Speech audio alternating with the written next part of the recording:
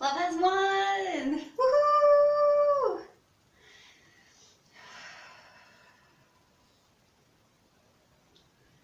So it is my great pleasure that I can tell everyone that Mother God, Prime Source Creator, is on the planet! Woohoo! Everyone asking about the cat video. So everyone has such a 3D perspective and judgment. How can mom do all of this but not have good internet? Well, Wally, it's us that don't have good internet. We are the event. Woohoo!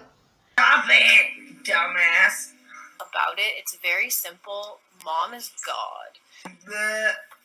When mom's not in this house and everything she does is etheric, which gratefully doesn't need internet. So, Dumbass. When I'm talking to you, stupid. That's retard. Hey! I'm not. Hey! Stop it. So all animals respond to mom. All animals know. Thank you, Bert. All animals know that she is God. Brilliant girl. Hang on. Don't be a bitch now. She knows that it has picked up programming, and animals will reflect the programming that they are around in their environment. Robin Williams. You want to talk to Robin? So that's why you'll see many times people with who are dog owners or cat owners, their animals will reflect the programming that they themselves have. It's the same thing when you have a child.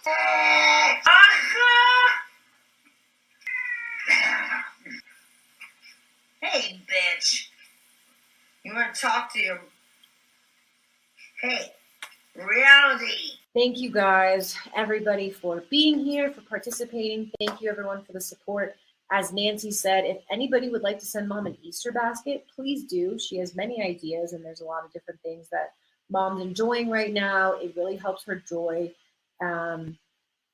It gets her excited. It's like the very little things that can kind of make her day at this point. Has one.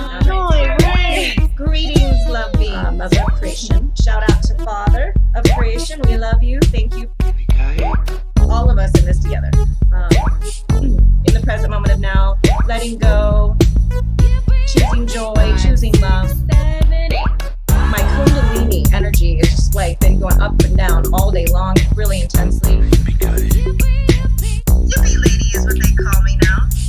The biggest shift ever on this planet is happening now. Head into the present moment of now. Let go of all thoughts which don't bring you joy and get into the present moment. Out of the head into the heart, and there's no turning back now. We're losing our mind. I'm like, well, that really is the point. Yeah, so you are. You gotta lose your mind. You gotta get into the heart. Again, we're in the big shift. Welcome everybody to 5D University, and today's video is remain calm, follow your heart, and gather with like vibrational beings over the internet or physically. And I'd love to connect with you. There's so much fun. And New Earth Equal Heart, the new story. Here we come. Love has one. Joy reigns. And yeehaw. And yeehaw. And yeehaw. And yeehaw. And yeehaw. And yeehaw. And yeehaw. And yeehaw.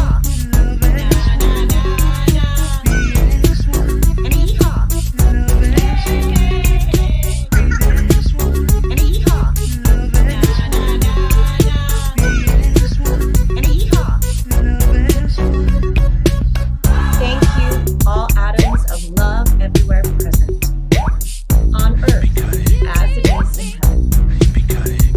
Love forever and eternally.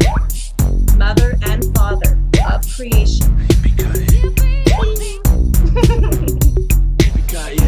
Because if she dies, we all die.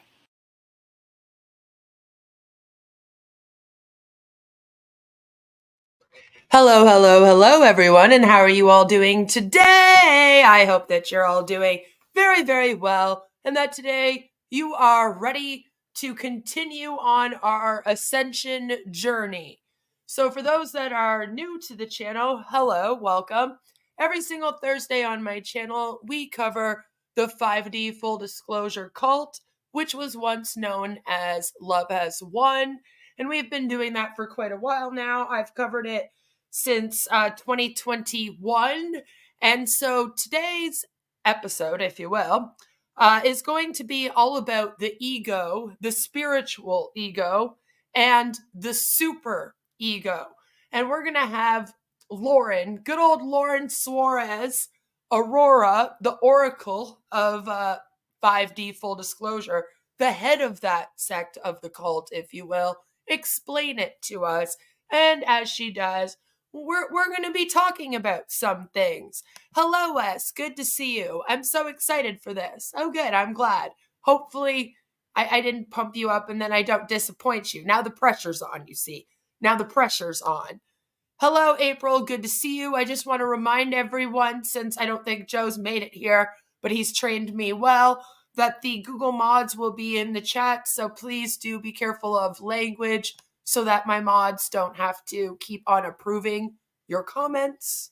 Although I don't have a lot of people that come in here and swear too often anyway. So I'm not that worried. But just so that you guys are aware. Hello, Ken. Good to see you. Grateful Mama 420. Good to see you. Hello, Suresh. I hope you're having a good day. I hope everyone is having a good day. We have the Devil's Advocate here. We have Peaceful Nature, like they say. I'm feeling so 5D right now. Like so 5D, bro. Just so 5D. Actually, time is the fourth dimension. You know what? I guess, yeah. I mean, I guess. Gravity and time. Gravity's not real either. If you were watching me yesterday when we reacted to CC, my favorite flat earther, he doesn't believe in gravity. So he says gravity isn't real. These guys pretty much believe time isn't real. So there you go. It's space-time. I feel 60, Grateful Mama says. Well, I guess that's good. As long as that means you're feeling good, then I am happy. So like I said, today we're going to be looking at the 5D University, which they are still very much using right now. Today, they are telling people, there are still people joining this. I'm not sure why, but it's a thing. It's a cult that's going right now as we are talking about it. And so this is something that they would tell people to go and watch as part of the 5D University, which is just when you learn all about your ascension journey and how to go on it. So we've covered the whole manual not that long ago. You guys should remember all about what the ego is. And today we're going to be diving more into the super ego, which is a little more new to us. So it's going to be great fun. You talked to Luna today. Yes, they were probably going live. They've been going live over on their Instagram quite a lot lately. That's been a thing. The only real thing for 5D cult is scheming and scamming for money. Haha, we're going to get into some of that as well. Don't you worry. So without further ado, let me introduce you all, if you're new, to the 5D University. And today, of course, we're being taught by Aurora. Welcome everybody to 5D University, and today's video is going to be about spiritual ego and super ego. So when we went through the programmings of the ego, the last two programmings are super ego and spiritual ego. So, and these are kind of their own category of programmings because the rest of the programmings are kind of very obvious. Maybe sometimes they're subtle, but a lot of times they're pretty easy to pick up and to identify in terms of the frequency of them. So yes, right now, what you are watching is pure irony, where Aurora is going to sit here and talk about how we're all the ones that are actually programmed. Not her in the cult or the people in this thing that still believe for some reason that Mother God is who she claimed to be when she was alive. And I guess she just forgot them. her and Robin Williams forgot them when they went off on the spaceship, right? I guess they're not the ones that are all programmed. It's us that are programmed. So they're actually deprogramming people in this cult. It's a great manipulation tactic for them to use. But super ego and spiritual ego can be very kind of manipulative in that it can appear to be divine, or it can appear to be someone who is, speaking the pure whole truth, and it's not. And so it's a very sophisticated style of. Yes, Jason Castillo, who's doing the Joy Reigns, does go by Mother, Father, God. And it's hilarious because they just pretend now like each other don't exist. Like, these guys still haven't really touched on that topic. And like Luna and Jason and John, all those people over there, right? They just kind of call him Mother, Father, God, as if Amy has entered his being as well now. And he represents both. But they never explain how that works, which kind of just goes to show how fake this really is, right? I mean, if they are separate cults now, because now they've separated, right? They're Jason Castillo and Luna and them are Joy Reigns. These guys are 5D. They're worshiping Mother God still over here. So you would think that then that would mean Jason Castillo would have something to do with that, but no. And they just kind of leave him out now. And they kind of explain Father God like they always have whenever one has gone and another has stepped in his place. Because there's been like 10 or 11 Father Gods since this cult has run, even when it was Love is One, right? So it's almost like they just do that over here. Like they just pretend like he just, there was a falling out and he no longer exists. They had to let him go. And it's just like, poof, there is no Father God over here. And then they just never acknowledge Jason Castillo anymore. Ego, so which is why they kind of deserve their own video explaining them, because it's something we should all be aware of in terms of just self-reflection of, if we're falling into those traps, as well as being able to identify them within somebody else.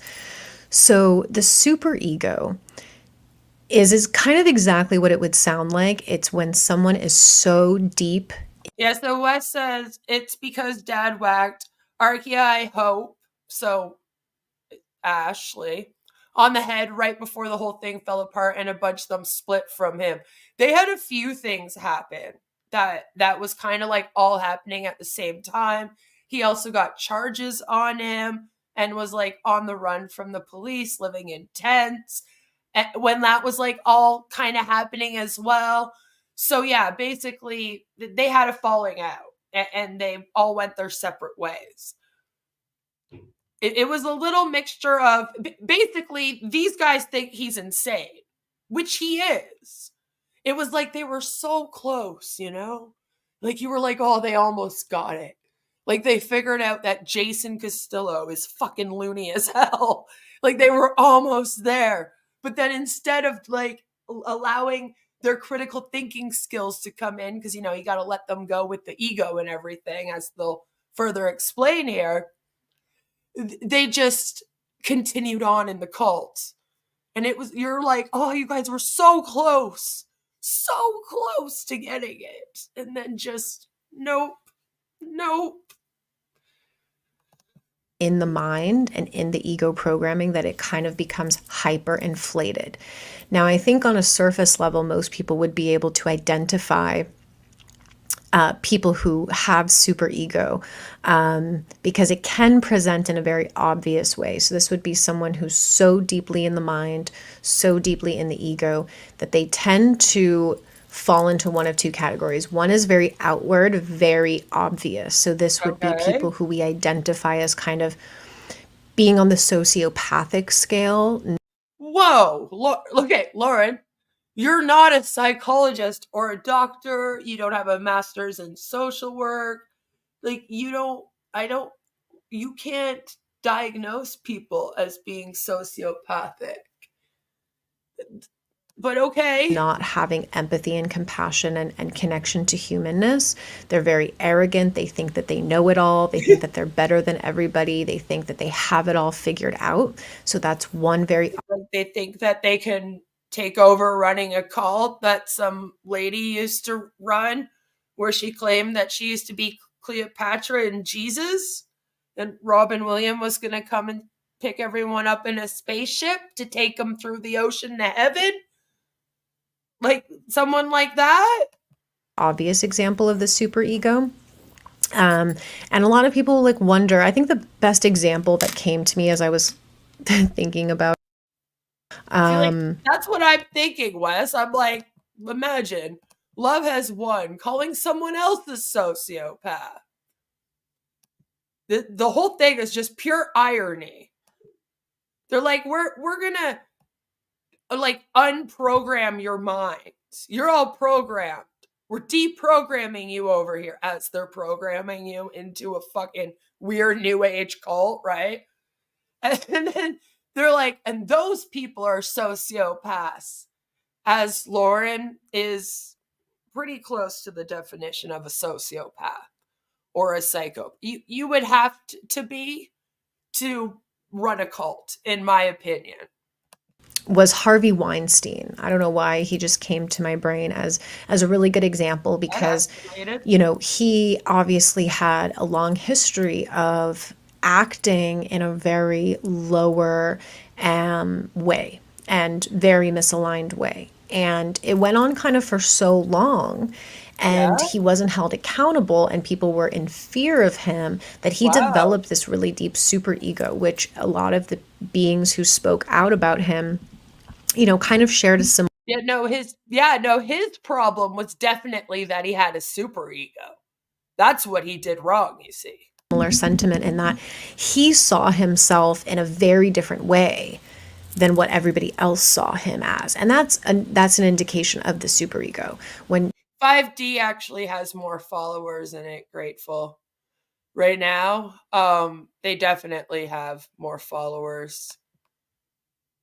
And people that are like showing up and paying for like their stupid lessons and daily podcasts and whatnot. When you feel that you see yourself in this way of you're this grandiose, amazing, successful person, and everybody else is like, this behavior is really toxic, this behavior is really harmful, and they can't see it, and there's no connection being made, that's an easy to spot sign of the superego. Because so would you say that Amy Carlson had a superego then? You know, I'm just kind of wondering about that. You know, let's just take a break from that for a second, because let's just take a moment before you go rambling on. They released a book called Superego, Narcissism and Gaslighting, as you'll see on the screen right now, I hope. Please tell me it worked. Yes, okay, we're good to go. And it says, a guide to understanding the superego, cutting cords with it, and taking your power back. And let's just read chapter 1, which is, what is superego? It says, superego is a much more sophisticated and highly advanced form of ego. The basis of the ego mind, and then they tell us to see the Ascension Manual, and that's why we read that one first, because they often tell us to go and read the Ascension Manual. So we've already read that on my channel and watched the video talking about it. So you can check that out if you're new and haven't seen that yet. We read through the whole thing, and they say is that it's a set of belief systems that creates a programming or robotic behavioral pattern. This means that you are taught to react or behave in situations based on the past, trauma, wounding, or fear. This creates a behavior pattern that will keep you in a loop of repeating the same experiences over and over without learning the lesson. The mind is linear. Now we're neuroscientists, I guess. It can only think logically by rationalizing, analyzing, or basing things on past experiences. It has no ability to be in the present moment of now or to feel, access intuition, or live in a higher state of consciousness. The mind causes worry, anxiety, fear, attachment, and externalization. Are you seeing where this is going? The mind is like a box. From the time you are born, you are taught and programmed to stay inside a particular box based on the belief systems of your parents, friends, school system, race, culture, and society. The mind fears what it cannot understand, right? The greatest fear is the unknown. They're so profound over here. So it will always want to stay inside its comfort zone where it can maintain a false sense of security, power, and control. Those in the mind, which is around 99.5% of humanity, which I'd like to know where they got their numbers from. Because basically, I would like to think that 99.5% of humanity thinks and uses logical and reasoning and an analytical way of thinking, critical thinking, but I just don't think it's that high. I don't know. Call me a pessimist, maybe. But they say that they all have a lack of feeling, cutting them off from their heart center, which is their connection to source. And source is the source of everything, another word for Mother God. So you're cutting off your connection to Amy Carlson. This puts humanity into a life-draining state, as when we are disconnected from source, we cannot sustain our own energy and must take energy from others through controlled dramas and siphoning of energy. Now you're a succubus, just automatic succubus, I guess. The whole thing about the ego and the superego is that it's your critical thinking skills. It's your analytical brain. It's your logical way of thinking. And they want you to forget about that. Having that is bad. It's programming you to have critical thinking. I know that doesn't make any sense, but that's what they're going with here. So the very first thing that they're asking you to do right off the bat after you join this thing is let go of all of your critical thinking skills because it makes y'all foggy and just think with your heart. Because the cult's like, really, love has won, right? Everything's to do with using your heart instead of your mind. So this is how they describe it in this book. And to me, it sounds like it's programming more than we're all programmed. Like, it sounds silly, right? To be like, using critical thinking skills means that you're the one that's programmed. So it's funny to watch them talk about this as if having this way of thinking makes you the one that's programmed. It's just so interesting. Anyway, I just wanted to compare the book definition to her definition. She's going to claim to get deeper with Super ego can't see itself. So the ego in general is lack of awareness. It's a lack of awareness that develops programmings. The superego is almost this hyperinflated version of the ego to which the being who's embodying it literally cannot see themselves at all. So it's basically just the ego, but with no self-awareness, I guess. Right? Because the ego is also, like I said, your critical thinking skills, your analytical mind, all your logic, all that. So then this is just a bigger version of that, but then you don't have self-awareness. They cannot see themselves from the outside in. Dan.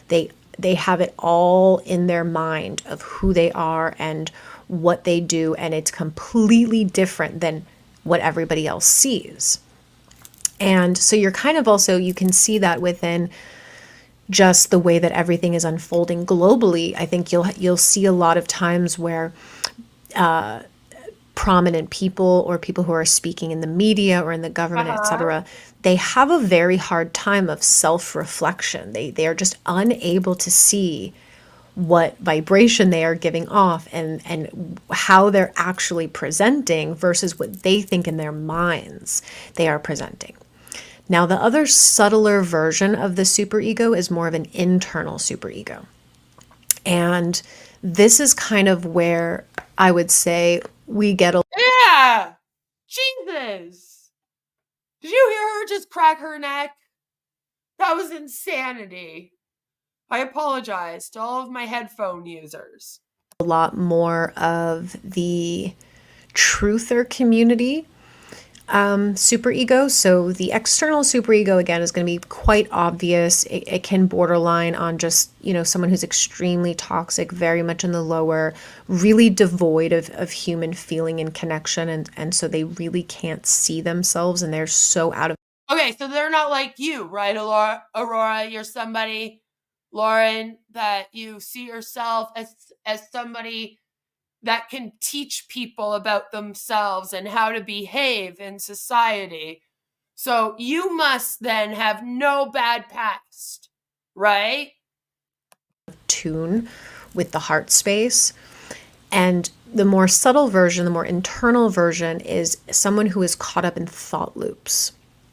So if you have racing thoughts, and there's a lot of people who may not even realize that they are actually embodying levels You guys are spiraling. of superego because they may not outwardly be expressing these things, but they are thinking them internally. And so it can result in kind of this deep thought loop, this deep mental rabbit hole that kind of never ends. And like, who wants to be in deep thought? I mean, deep thinking is for dumb people. And so if you have that where it's racing all the time and you can't break out of it, that is superego. And it's not like anxiety or anything like that. Or maybe like something's just bothering you. Have you ever just had something bothering you?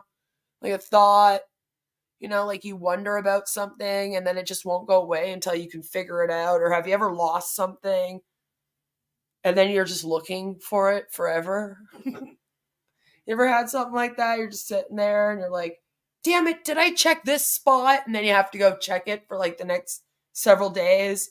It can't be anything like that. If you have a recurring thought, you're in a thought loop, and it's this thing called your superego. And again, superego lives in the consciousness. So sometimes if someone's a particularly open vessel, they may attract that superego energy, which is basically, in the more subtle internal version, it's this deep rabbit hole of constant analyzation of things, constant thought loops, just this chatter in the mind that just. And you wouldn't want to constantly be analyzing things when you're in a group like this. That would be awful. Why ask questions and analyze your situation when you can just live in the moment and accept it for what it is, man? Just won't stop. And so it kind of happens sometimes in the truther communities, as I see, because there's a lot of beings who have woken up and are awakening, and they're learning a lot of information, and that's great. But now, when she says the truther communities, she means like the herself and the other people that believe in this 5D bullshit. Those are the truth seekers, not us skeptics and people that cover these things. We don't count. We're the liars, right? They know the truth. They end up going down this really deep internal rabbit hole where they start to analyze everything to such an extent that it becomes superego. That they're not present in the moment of now anymore. They're Yes, because when you have analytical thinking, you cannot be grounded and in the moment anymore. It takes that all away, doesn't it? completely in the mind, analyzing and going through thoughts and just trying to deep dive down every rabbit hole possible. Who wants to deep dive down rabbit holes? As my entire channel is pretty much dedicated to deep diving down rabbit holes. Yeah, Scamchan says, keep my rabbit holes out of this. All right? Stop that. But it's so weird to hear somebody talking about critical thinking like this, in this way. It's just really ass backwards. And that brings you completely outside of the present moment. So superego operates in many different ways, but those are the two kind of telltale signs. One is a constant mind loop, a constant almost obsession with thinking about things and analyzing them. And the other is a very external, more obvious representation, which is someone who's completely separated from the heart and is completely in the mind to the point where they have exaggerated themselves to such a level that they are now just delusional. They're Oh my God, it's them that's delusional, is it? That's the thing. It's them that's delusional. People with analytical thinking and critical thinking skills are delusional. People with deep thoughts, they're delusional. So, as she states here, there might be some background noise. Hopefully there's not too much. The superego, in order to identify it, beings who embody superego have an advanced form of taking energy that is highly masked and highly manipulative. It creates a superiority and godlike complex, which is funny coming from a group that followed Amy Carlson and Jason Castillo too at one point. He used to be there. If you ever want to see somebody with a god complex, it's those two people, right? That creates the illusion of divine being. However, it can also go into a highly reactive and psychotic state if provoked. It's like an animal, okay? Don't poke the bear. This is often what we refer to as sociopathic behavior. No, not really. Sociopathic behavior takes a little bit more than that. There's actually a checklist you can go and get to figure out if you have sociopathic behavior. It's quite long. You need to have a few different traits in order for that. But sure, you give me your armchair psychology, please. What the collective often refers to as narcissism is actually superego. Oh, wow, look at that. And narcissism is just a symptom of the superego. These guys have an answer for everything.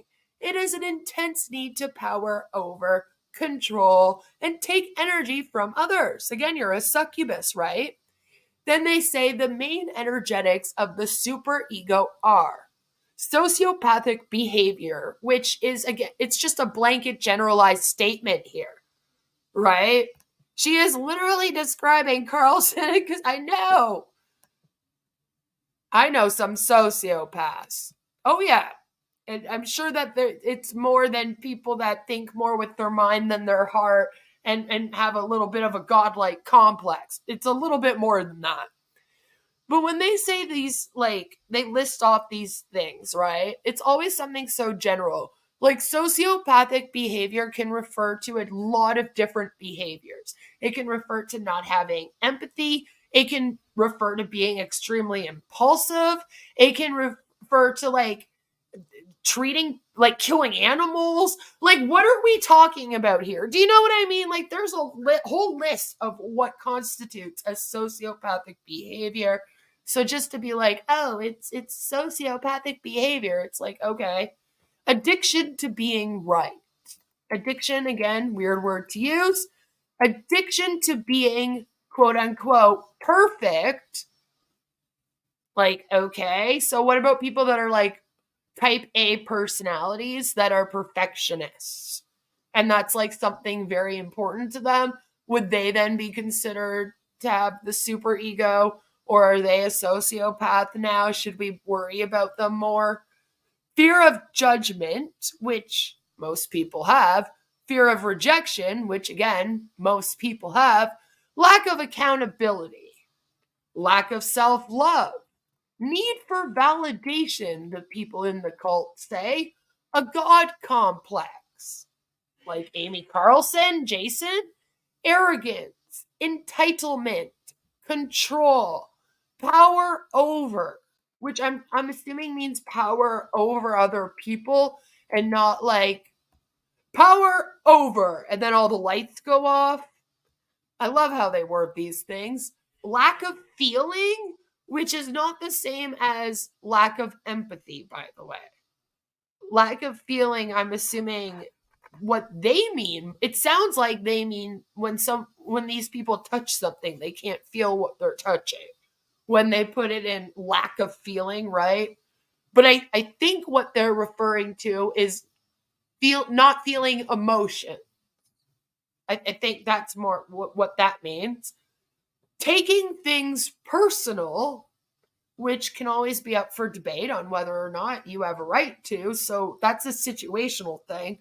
Blame, manipulation, says the cult, and jealousy, which again says the cult. Beings in super ego often go for those who are overly compassionate, nurturing, empathetic, and often unworthy. I'm not really sure what they mean by often unworthy. That is actually saying people are unworthy. I hope they mean like often the person feels like they're unworthy. I like to think there's no unworthy human beings except for like really, really bad people like the murderers and chomos maybe, but I don't like it. This enables them to maintain their control and siphoning the light energy from the empath. So now we're all empaths if we feel empathy. The empath who still holds wounding or untransformed energy pours more and more into the superego, seeking to save them. Now this just sounds like a toxic relationship that I was in before I was married. Do you know what I mean?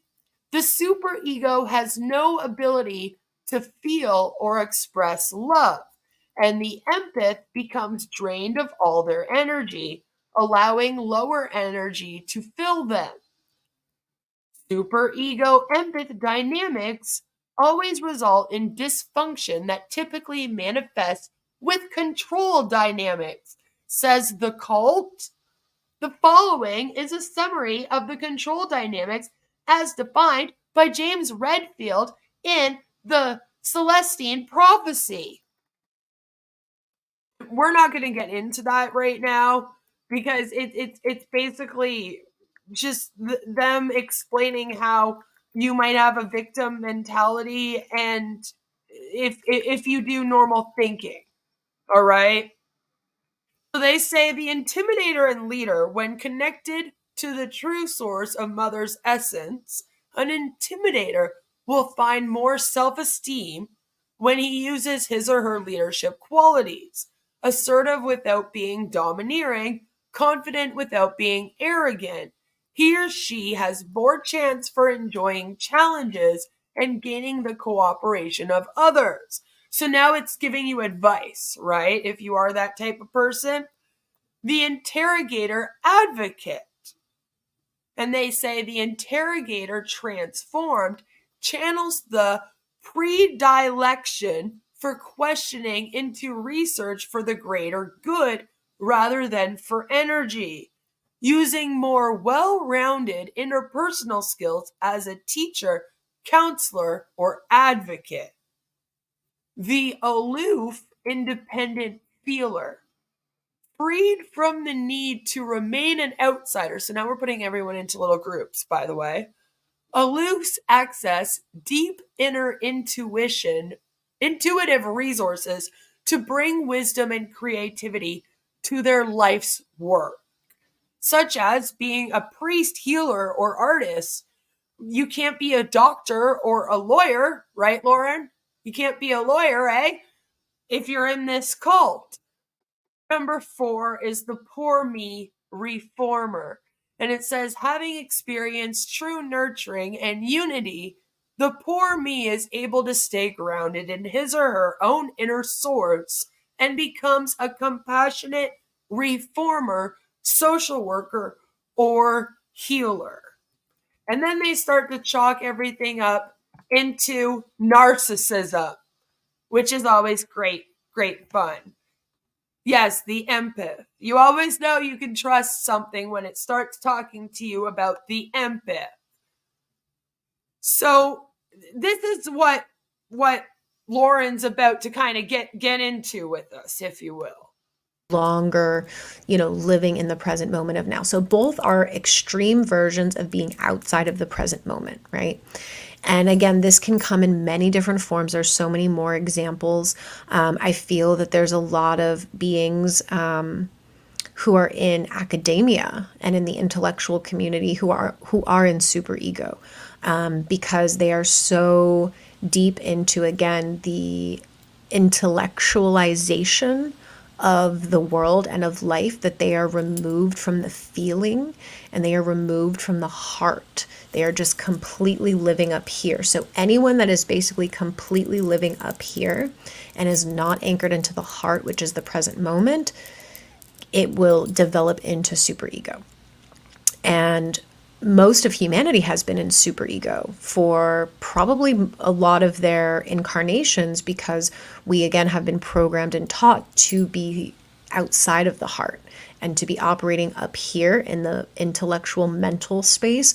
More of don't think, feel. It's a lot easier to indoctrinate you into the cult that way, you see. Or to be fully in the lower chakras, which is where we get kind of this obsession with materialism. And next week, we're going to be diving into the chakras and what they say about the chakras versus what the chakra people actually say about the chakras. That's a lot of fun. Attachment to people, places, and things, fight or flight, survival, all of these type of things. So the heart center is really where we want to be at. And the superego is going to take us all the way up here into the mind. Again, it can kind of also take us all the way down to be just in the lower chakras as well.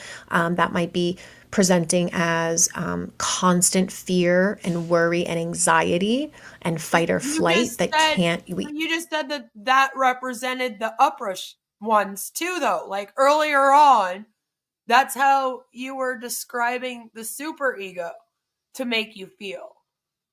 So you're already contradicting yourself, Lauren. We can't get out of. That can also be kind of a symptom of the superego. But again, it all originates in the mind. And so getting into the heart and really learning to be in the present moment of now is very important, because again, this is collective. So until this energy is completely transformed by the collective, we are all going to experience it on micro levels at different times in order to transform it. So whenever we kind of have that feeling that we are way too much in the mind, or we're really deep in fight or flight, we want to bring ourselves back to the heart and to the present moment. And that's where the tools and techniques and the disciplines come in, because those are key for us. Like, when I was in social work, I taught people how to ground themselves and stop anxiety attacks. Like, why can't you just teach something normal like that?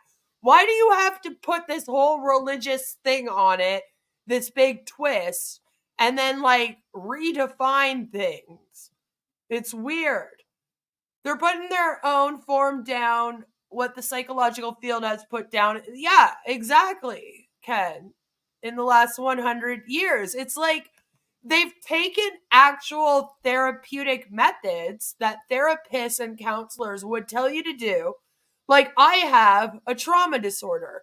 If I am triggered and I'm having like a panic attack, which is usually what happens when I get triggered, then I'm going to ground myself. I have certain things that I do here to make myself feel better. I put on calming music. I sit with my feet firmly planted on the floor. I do some breathing exercises and, do some good self-talk. All of these things are things that like a therapist has taught me, and then that I got to teach people once I became one back before I did YouTube. And like those things work just fine. And it's like they've taken those and then they've renamed them. And instead of them just being a way to like calm your mind when you're having a panic attack, now it's this super ego thing that's fucking with you. And it's going to take you away from your source, your mother God. And so now you have to do all of this stuff to not have a super ego. And it's just like a bunch of hoopla just put over top of it. It's the weirdest thing. And all while indoctrinating you into this belief system, into this cult, while claiming that you're already indoctrinated by not being in it. There's very much an us versus them mentality here, especially when they start getting into the cabal and all that, right? Be the robot you are designed to be. That sounds like something Ash Mufara would say. It is a difficult field, and it's something that, honestly, if you're going to be doing it, can you at least have some kind of like education or training in it? Because you're going to hear about Lauren's training, and it's not good. So the other major programming is spiritual ego, and this is a whole nother animal. So the biggest manifestation of the spiritual ego is belief system. So I would say that the superego's core problem is attachment to information. Okay. Yeah, no, you don't want to look up information. Research bad. And attachment to thoughts, right? Again, no, as in the examples, we see that someone who's really attaching to their own thoughts and believes everything they think to be true develops this kind of deep disconnect between what they're actually presenting as and versus what they think they are presenting as, because they're so attached to their own thoughts. I know you really wouldn't want to present yourself as somebody who has everything together, like good old Lauren Aurora here, and then not be who you say to be.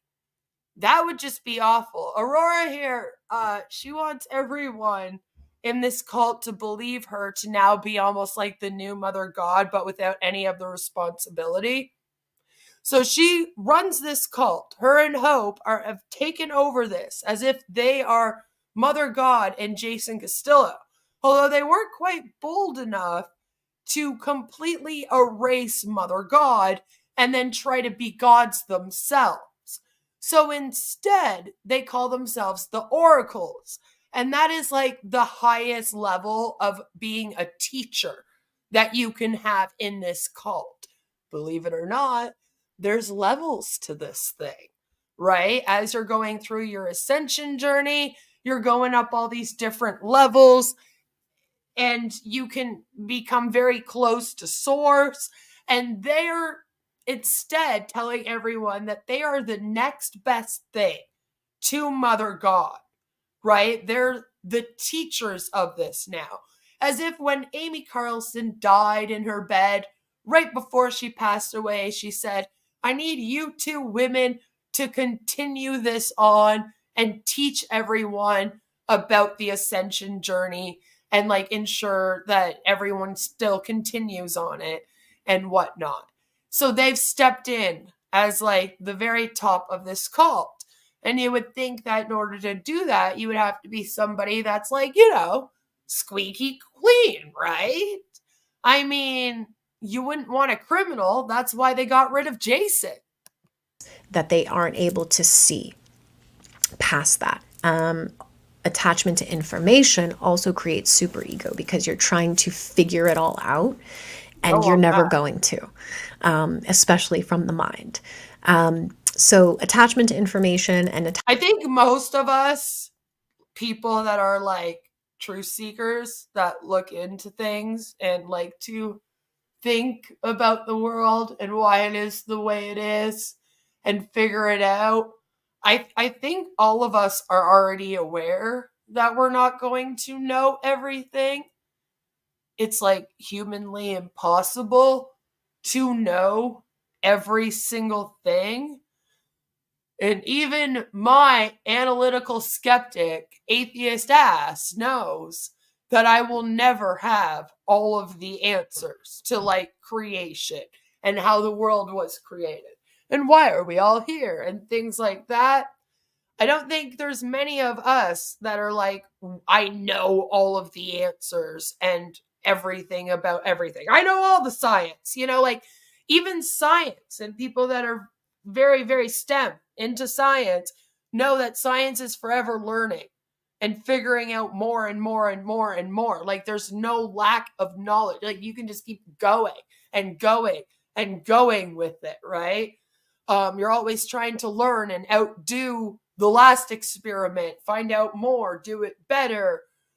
Even technology knows that it's forever changing and has to continuously grow and learn and go. People that are in tech, you know what I mean? Like most of us understand that. It's actually the people that run cults that think that they have all the answers. They think they have all the answers. Love has won, now 5D. Over here, Lauren, I would argue that you think that you have all the answers, and that's why you have the right to now sit on these webinars that you call 5D University when you are not at all connected as a university. Okay, it's an LLC, not a university, right? It's a business. Not an actual university. You can't get an actual diploma from this thing. But you've decided to call it 5D University for a reason. And that's because you think that you're teaching everyone right now all of the answers. So you just hold on right there, young lady.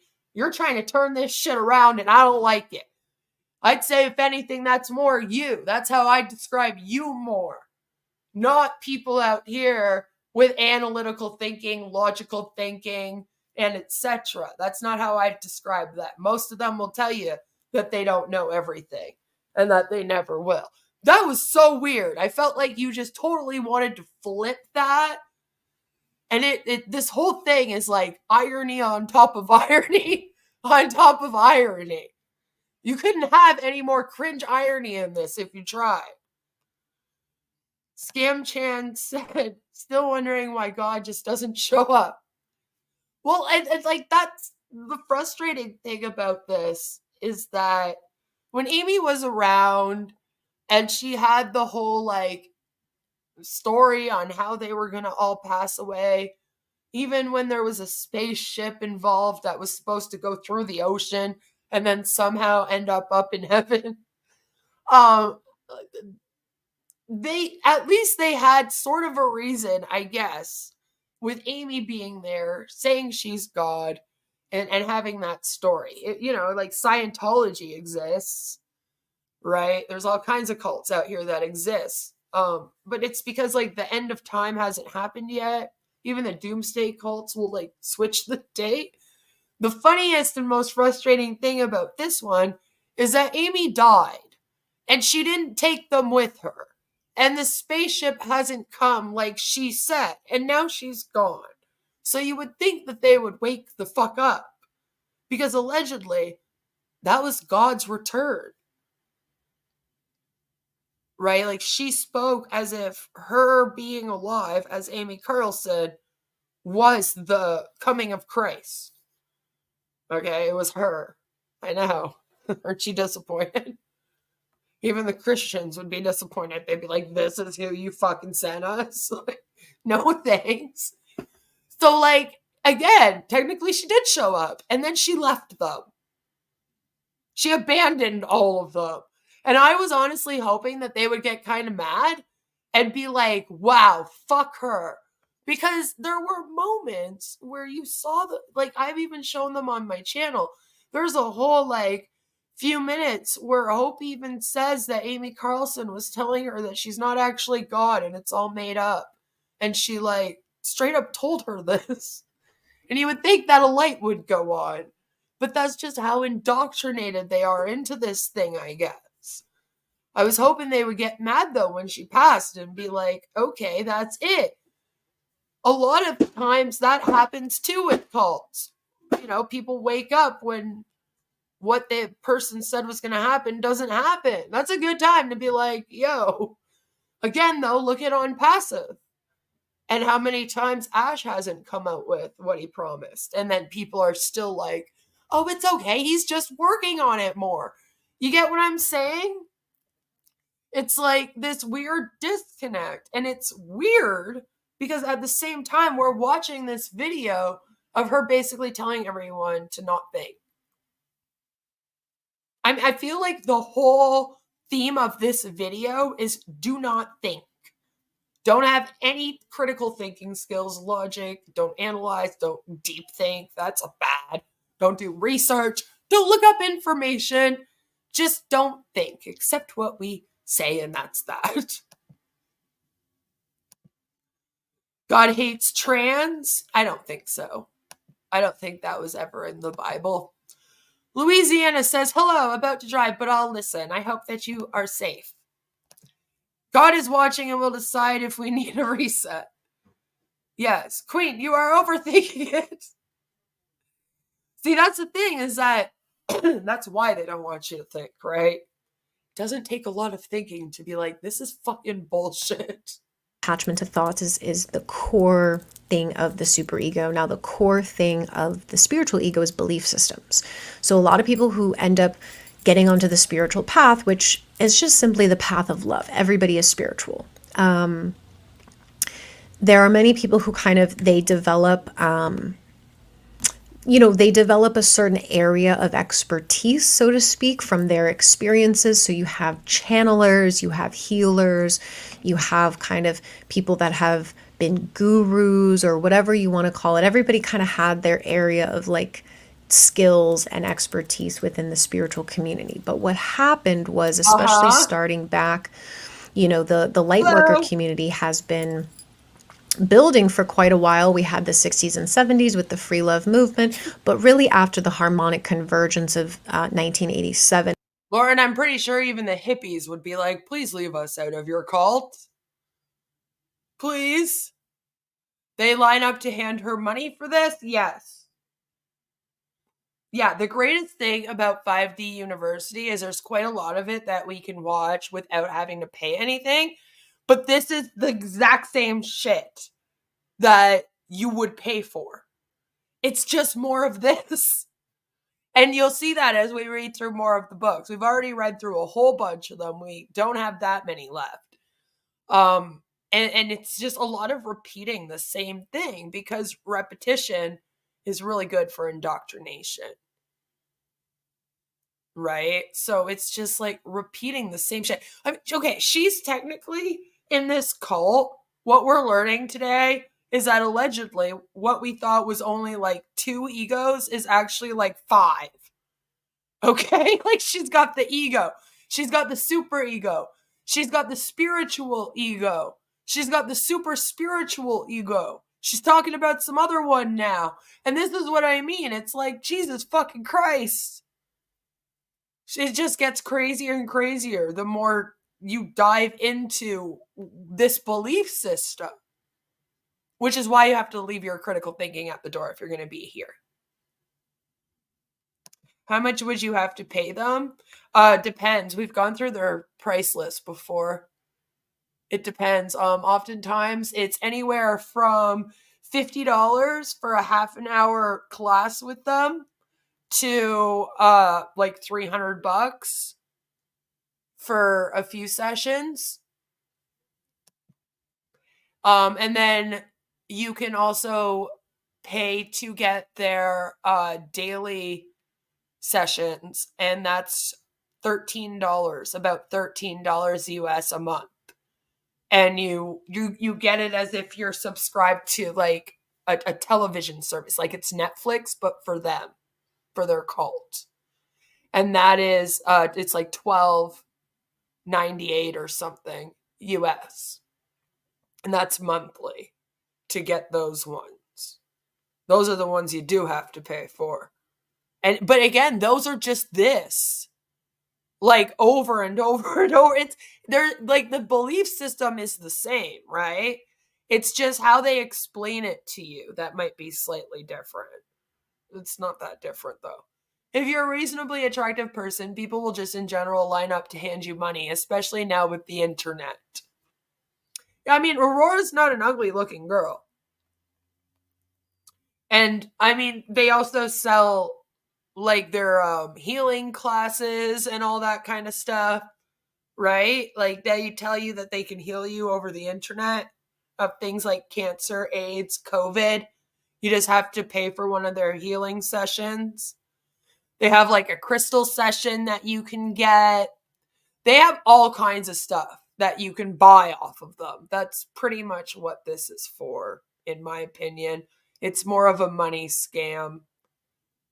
Is when we saw a big burst and boom in terms of the spiritual community and light workers, and that became, it was very new back then, but that's when it really started to form. And what kind of happened was that the spiritual community did not come together in unity. They all wanted to do their own separate things, and I think as we've seen, a lot of them feel that they are the ones who know everything and they have the answers, but there was no Now Lauren's also beefing the other people that believe in similar things. unification within this community. And so what has happened is now within the spiritual community, you have so many split and fractured collectives, because there are certain, spiritual people who align with this certain belief system within the spiritual community. And then there are others who really align with this other belief system. And so you still have this fracturedness within the spiritual community. And again, spirituality, everyone is spiritual. The spiritual journey, the spiritual communities is all the same. It's reuniting with source, getting into balanced harmonics within yourself, which is masculine, feminine balance, dissolving the ego and embodying the God self. That's it. And being in service to others. That is, as we talked about in the Ascension Journey video. So the spiritual ego is basically someone who develops kind of a level of spiritual awareness. But unfortunately, what then happens is that new belief systems form. Even though the whole idea of exiting the mind and exiting the matrix and exiting 3D is to exit belief systems, because belief systems are what keeps us trapped. Belief systems are what keeps us recreating old realities and past things into the present moment. So the fact that we now have so much spiritual belief systems has caused a great rift, I feel, in the ascension process, because this could have been more seamless. We could have unified more into kind of one message, which is, this is the path of love. Very simple. We are returning to love. We are returning to source. Again, very simple. We are aligning with Mother Earth, Gaia, the divine feminine energies, which this planet is a feminine essence. So we have to align more with the feminine principles of oneness and compassion and all of these things. And it all is actually very simple. But the spiritual ego is very crafty. And so one of the main things that... Thank you, Ken, for the $10. Ken says, I'm in alignment with my queen. you'll be able to pick out Cult of about Queen. spiritual ego, and we've all gone through it as well. So I mean, I can speak from my own personal experience on it too, is you kind See, and this is why I keep bringing up Lauren. Lauren is teaching this, right? About the ego as if she's already gone through this process. Right? She's already done all of this, and that's why she can like teach it now. And this is kind of Ashley's new thing. Hope's new thing as well. Is she'll come out and she'll say, you know, oh, I remember when I was feeling that way when I went through that, and I've now made it to the end of my ascension journey. You know? So now I'm able to teach it to all of you. And although Aurora doesn't full out say it like Hope does, because Hope does, she's very heavily implying this, right? So she kind of thinks she's better than everybody, even better than everybody in the cult that she's running, hence why she became the main leader of it.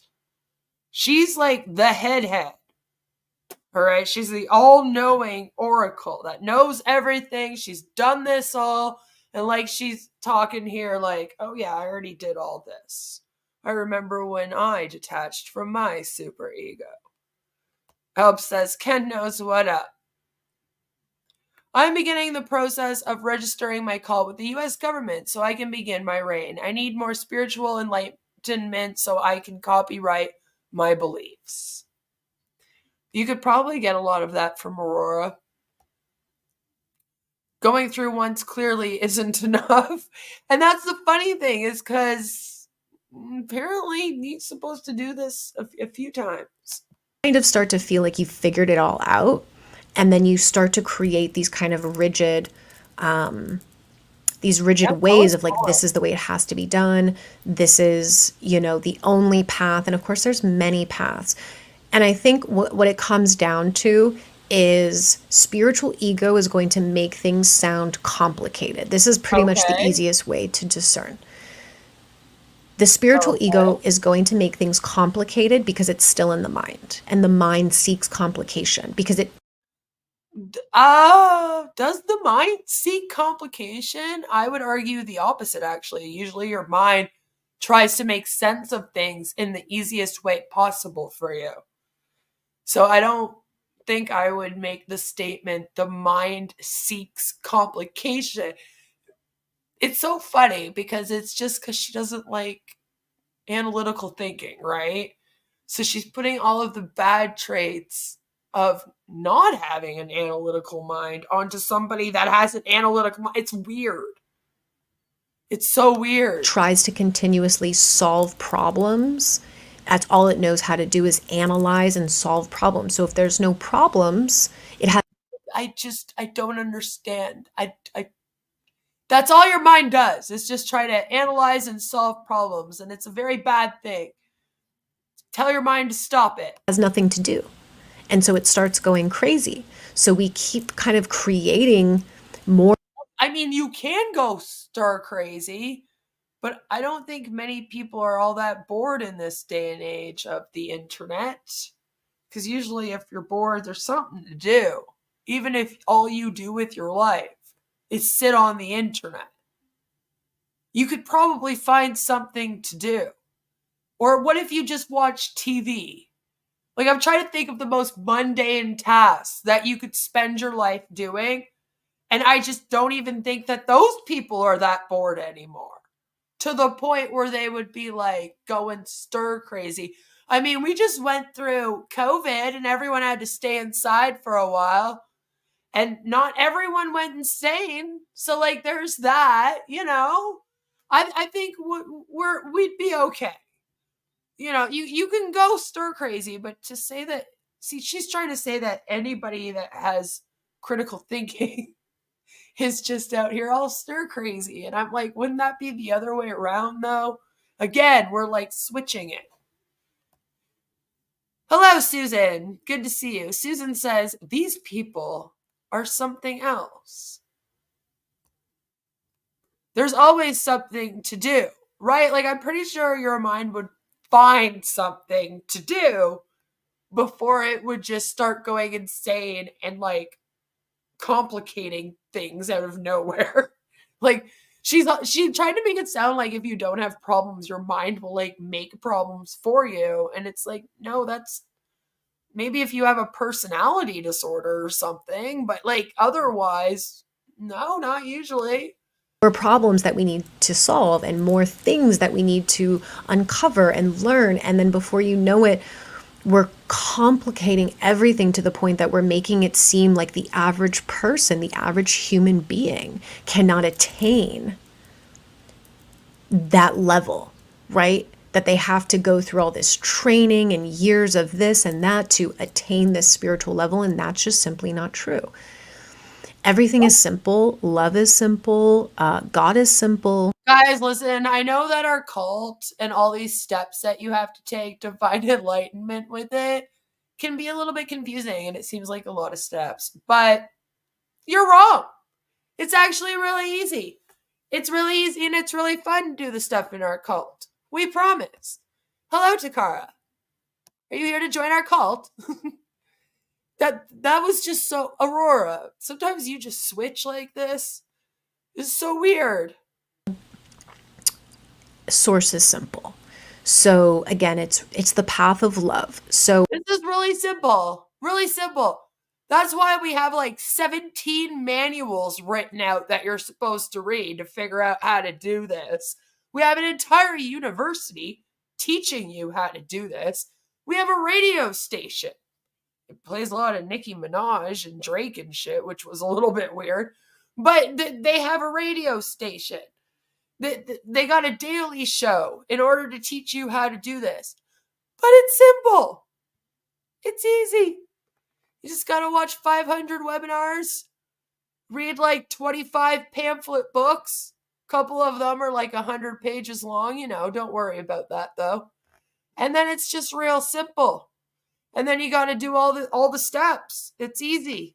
You will find that if you are confused and there's a lot of misinformation out there, and so the truth is that we don't have to be afraid of misinformation. We simply have to develop our own discernment levels, right? Because for someone, it may be, they may think it's the truth, right? And really it's misinformation. But why are you the one deciding what's misinformation?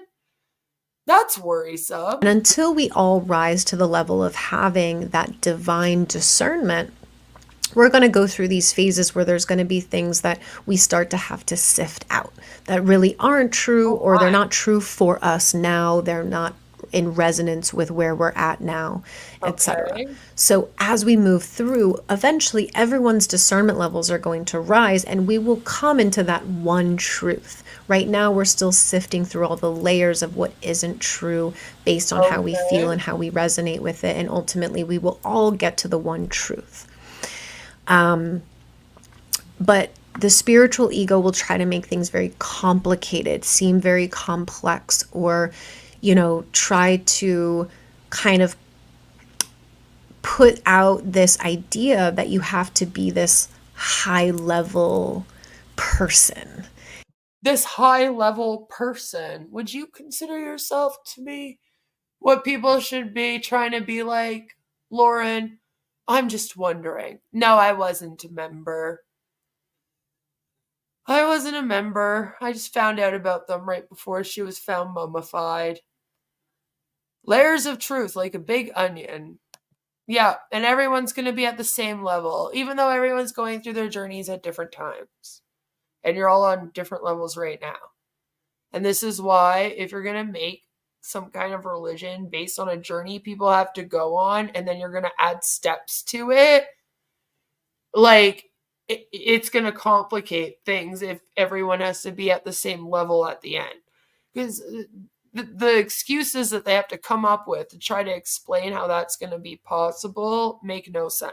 Yes. You know, in order to be God with God, you have to reach this high level. I mean, I'll just give you like really easy examples. Like I've seen spiritual people out there who, you know, they dress in this certain way that kind of is the ego's way of what we think divinity is, which is very similar to what we see within the religious institutions.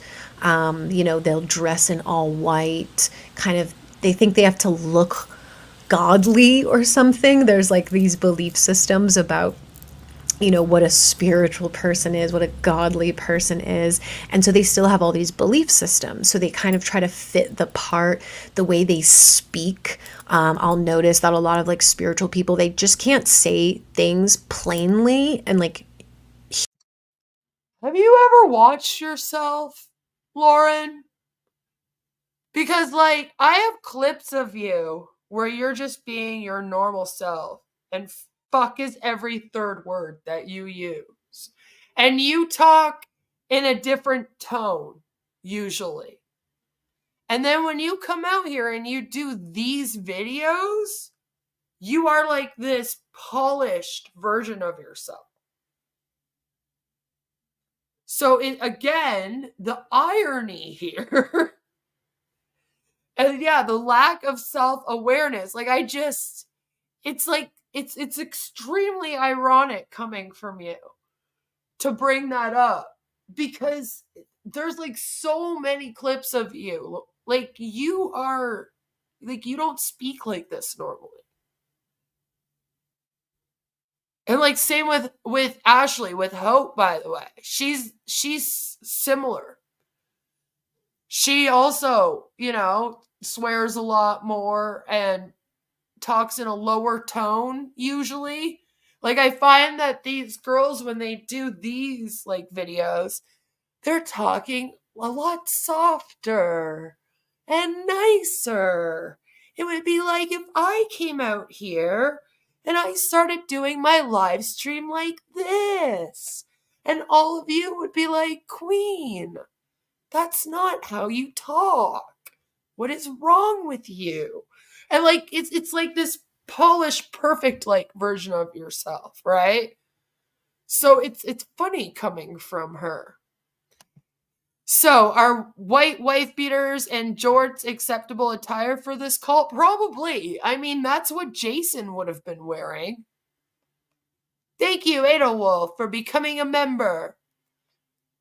But yeah, humanly and simple that you would explain to a friend or a family member.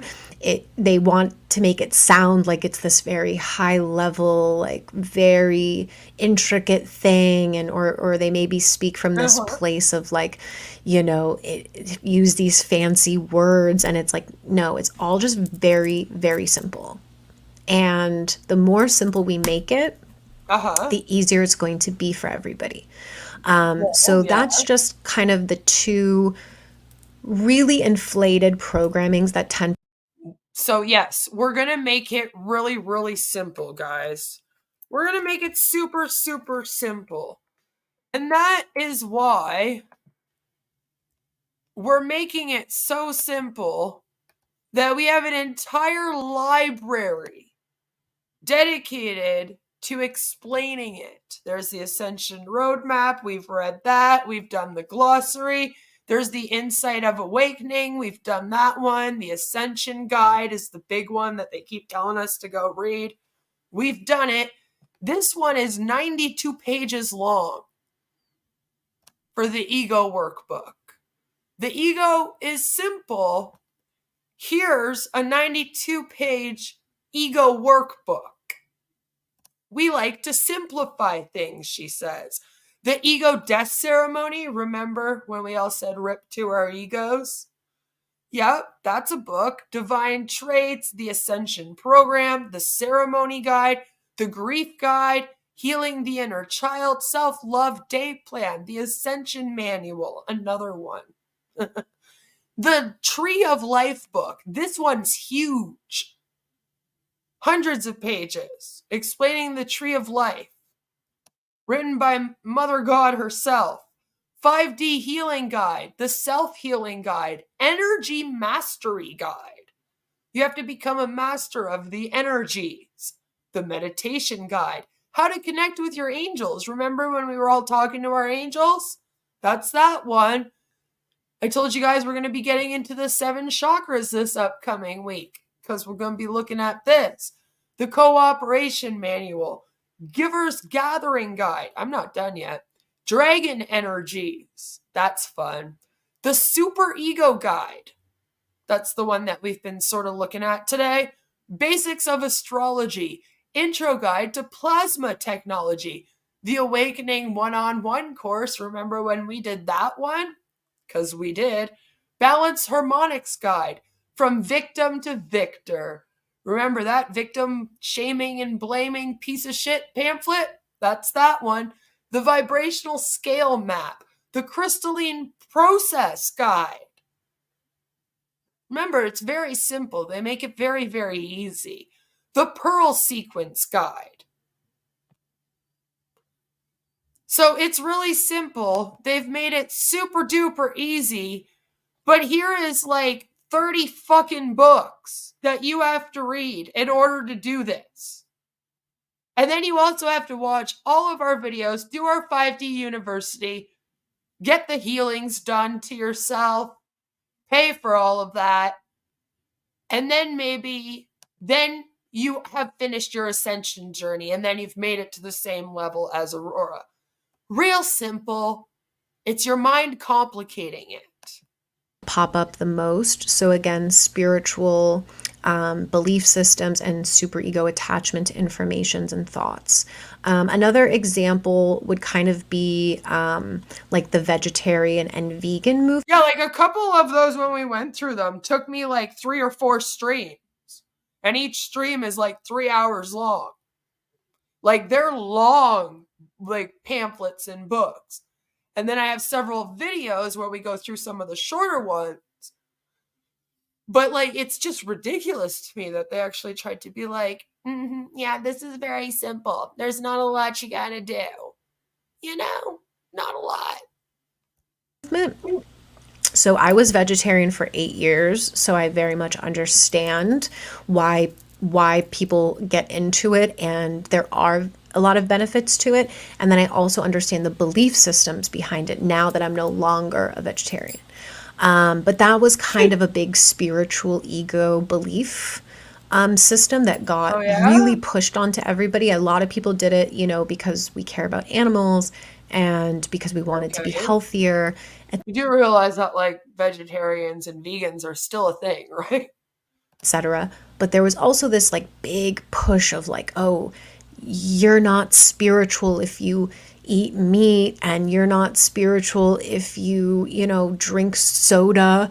And it you know, we have to understand that this is how the mind works. It seeks to, I mean, I guess when you're in a cult that drank alcohol, smoked a lot of weed, and ate a bunch of magic mushrooms, and then one of the leaders had a bunch of drug charges on him for methamphetamine, I guess you kind of can't really make rules about what people can put into their body now, can you?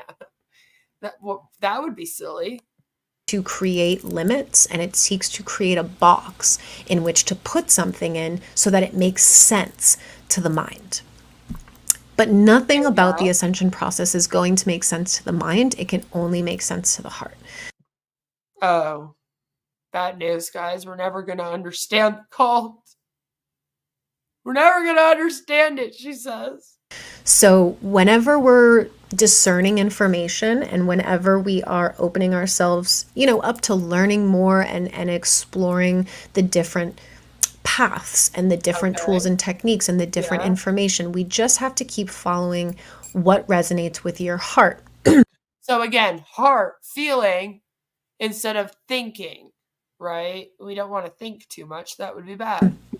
Now, what I also will... She did the scammer's cough. You'll notice a lot of people that are scammers, they gotta like clear their voice a lot.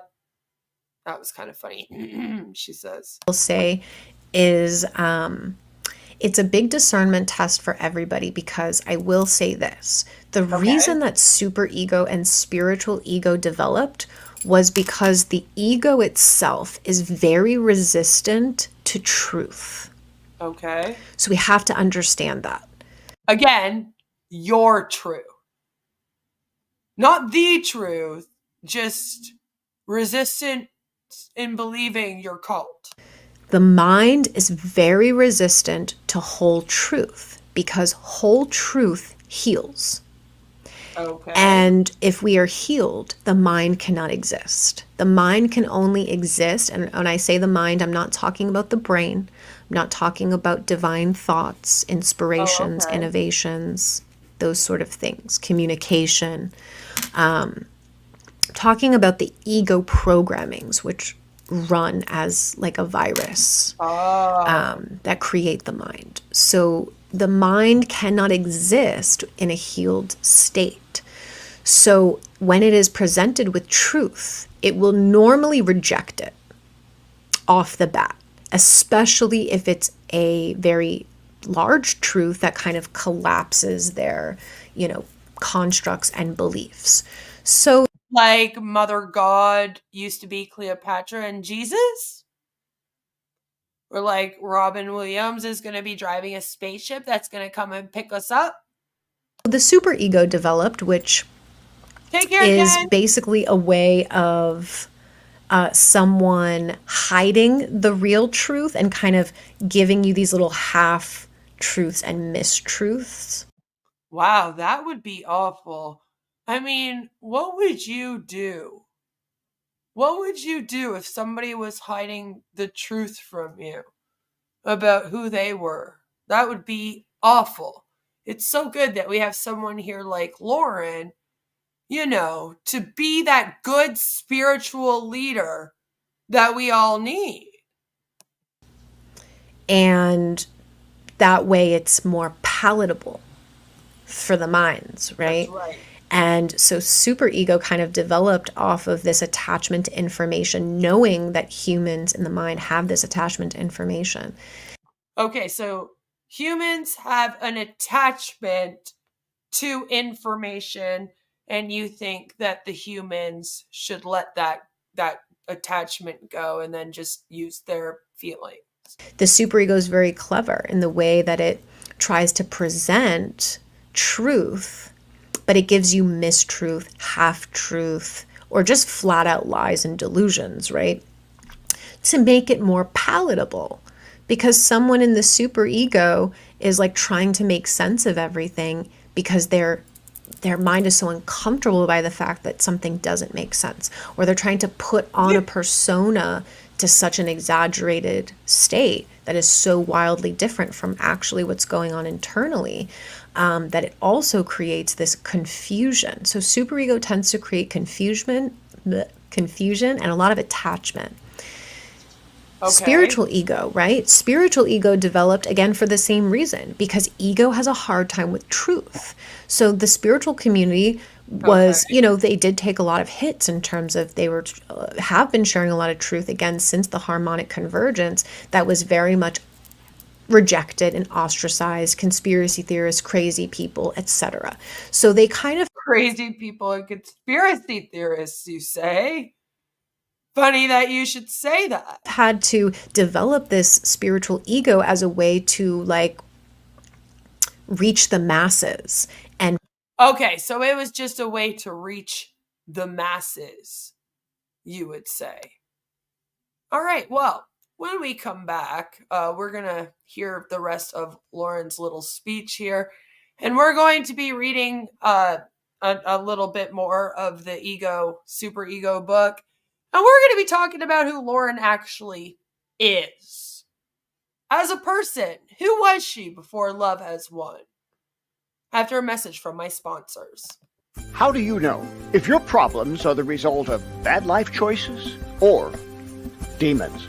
And what do you do if your problem is demons? My 200-page book, Dealing with Demons, has answers for questions most are afraid to ask. Can Christians be demon-possessed? How can I know what's natural and what's supernatural? Dealing with demons will teach you how to recognize symptoms that the devil is at work in your life or the life of someone that you care about. Learn strategies to avoid Satan's traps and walk in freedom and supernatural protection. Read Dealing with Demons and be one step closer to living in spiritual victory.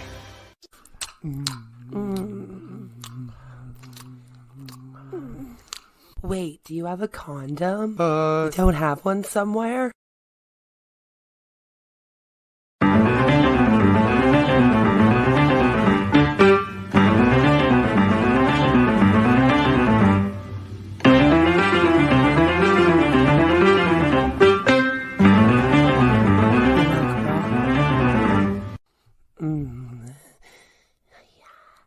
Yes. Oi, excuse me there, sir. Do you have these directions? Sure, you just go down that way and make a turn. Don't let her know that your dinger is almost a no-go. Get Tiny Dinger condoms to you discreetly. It's very important to choose the right size, so make sure that you get your tiny size. Don't be caught without a condom. No, no, no. Get Tiny Dinger condoms, a YouTube streamer's favorite brand. Located at your local CVS pharmacy, Rexall, Shopper, Drug Smart, Walmart, and in your favorite streamer's nightstand. Are you someone who worships our Lord and Savior, Jesus Christ? Do you believe women owe you what the Virgin Mary refused to give up? Is your life meaningless unless you can experience the touch of a woman, but not just any woman, a true Stacy? Are you tired of gym maxing? Well, we have the perfect solution for you, Giga Chad. Brought to you by the same people who brought you Tiny Dinger condoms, trademarked, a YouTube streamer's favorite brand. We now offer sexual endorphin spray to help attract the perfect Stacy with just a few squirts. No, don't squirt that! Sorry. Today's content is brought to you by Sexual Endorphin Spray, trademarked. Just spray yourself with this fabulous fragrance, and the women won't be able to keep themselves off you. I use a sexual endorphin spray to attract this dumb hoe. She hasn't left my kitchen or my bedroom since, know what I'm saying? Shit smells amazeballs. The fragrance is cool too. It smelled so good, even Grandma loved it. And me. A little too much, actually. You can even use it at church, guys. The nuns wouldn't stop grabbing at me. Neither did the pastor's wife. Women will love the scent, guaranteed. He smells so good. I just want to rip off all of his clothes and then just take my tongue and then... Okay then, amen. Grab a bottle for yourself today, along with a box of Tiny Dinger condoms, trademarked, a YouTube streamer's favorite brand, and you'll be posting shorts on YouTube called From Incel to Giga Chad in no time. Sexual Endorphin Spray, trademarked. Be a Giga Chad right away and spray to get your dream Stacy today. Located at Shoppers Drug Mart, Rexall, Hartman's, RX Pharmacy, Home Depot, Chad's R Us, the grocery store, all the damn pharmacies, and in your favorite YouTube streamer's pocket. Now, back to our regular programming. Yes, now, back to our regular programming. Find this way to make it mainstream, right? And so we see how now all of these problems have compounded. So in terms of discernment levels, what you have to understand these two things at play when you're learning new information or you're trying to figure out, what is the truth, what resonates with me, is you have to gauge your responses and reactions to information. So again, don't think. You read a piece of information or hear a piece of information and it really triggers you on a deep level and your immediate reaction is to want to reject it, argue with it, say that's not true. Take it personal, because, as you guys say, part of the super ego is that you take things personally, and you can't take anything personal. Take a second and really feel into why it's triggering you. What belief system is it triggering? And how can you integrate this information and say, okay, it's obviously triggering something within me. It's obviously triggering a belief system. Let me look at my belief system and kind of break that down and then see. But how am I supposed to look at my belief system and break it down if I'm not supposed to have any type of analytical thinking or logical thinking? And as you said, deep thinking is bad. I'm just wondering, like, what does breaking down my belief system look like to you then? See how that information resonates with me. Because people just want to be told the truth, but they want it in this little ways that make it palatable for the mind. And that's not whole truth. It's just not. So everybody wants this truth, but when people are speaking the truth, the mind glitches out. Is this your way of just telling everyone to just listen to what you say and just believe it? And it wants something a little softer, and it wants something not as harsh and not as dramatic, and they want it to be said in this very specific way, and they want the messenger of that truth to look a certain way and to present a certain way. The ego wants everything to fit into their boxes to make them more comfortable. So a good rule of thumb is that if a piece of information, whether that be a spiritual information, disclosure information, anything, but mainly stuff from your cult, right? Gauge your reaction to it.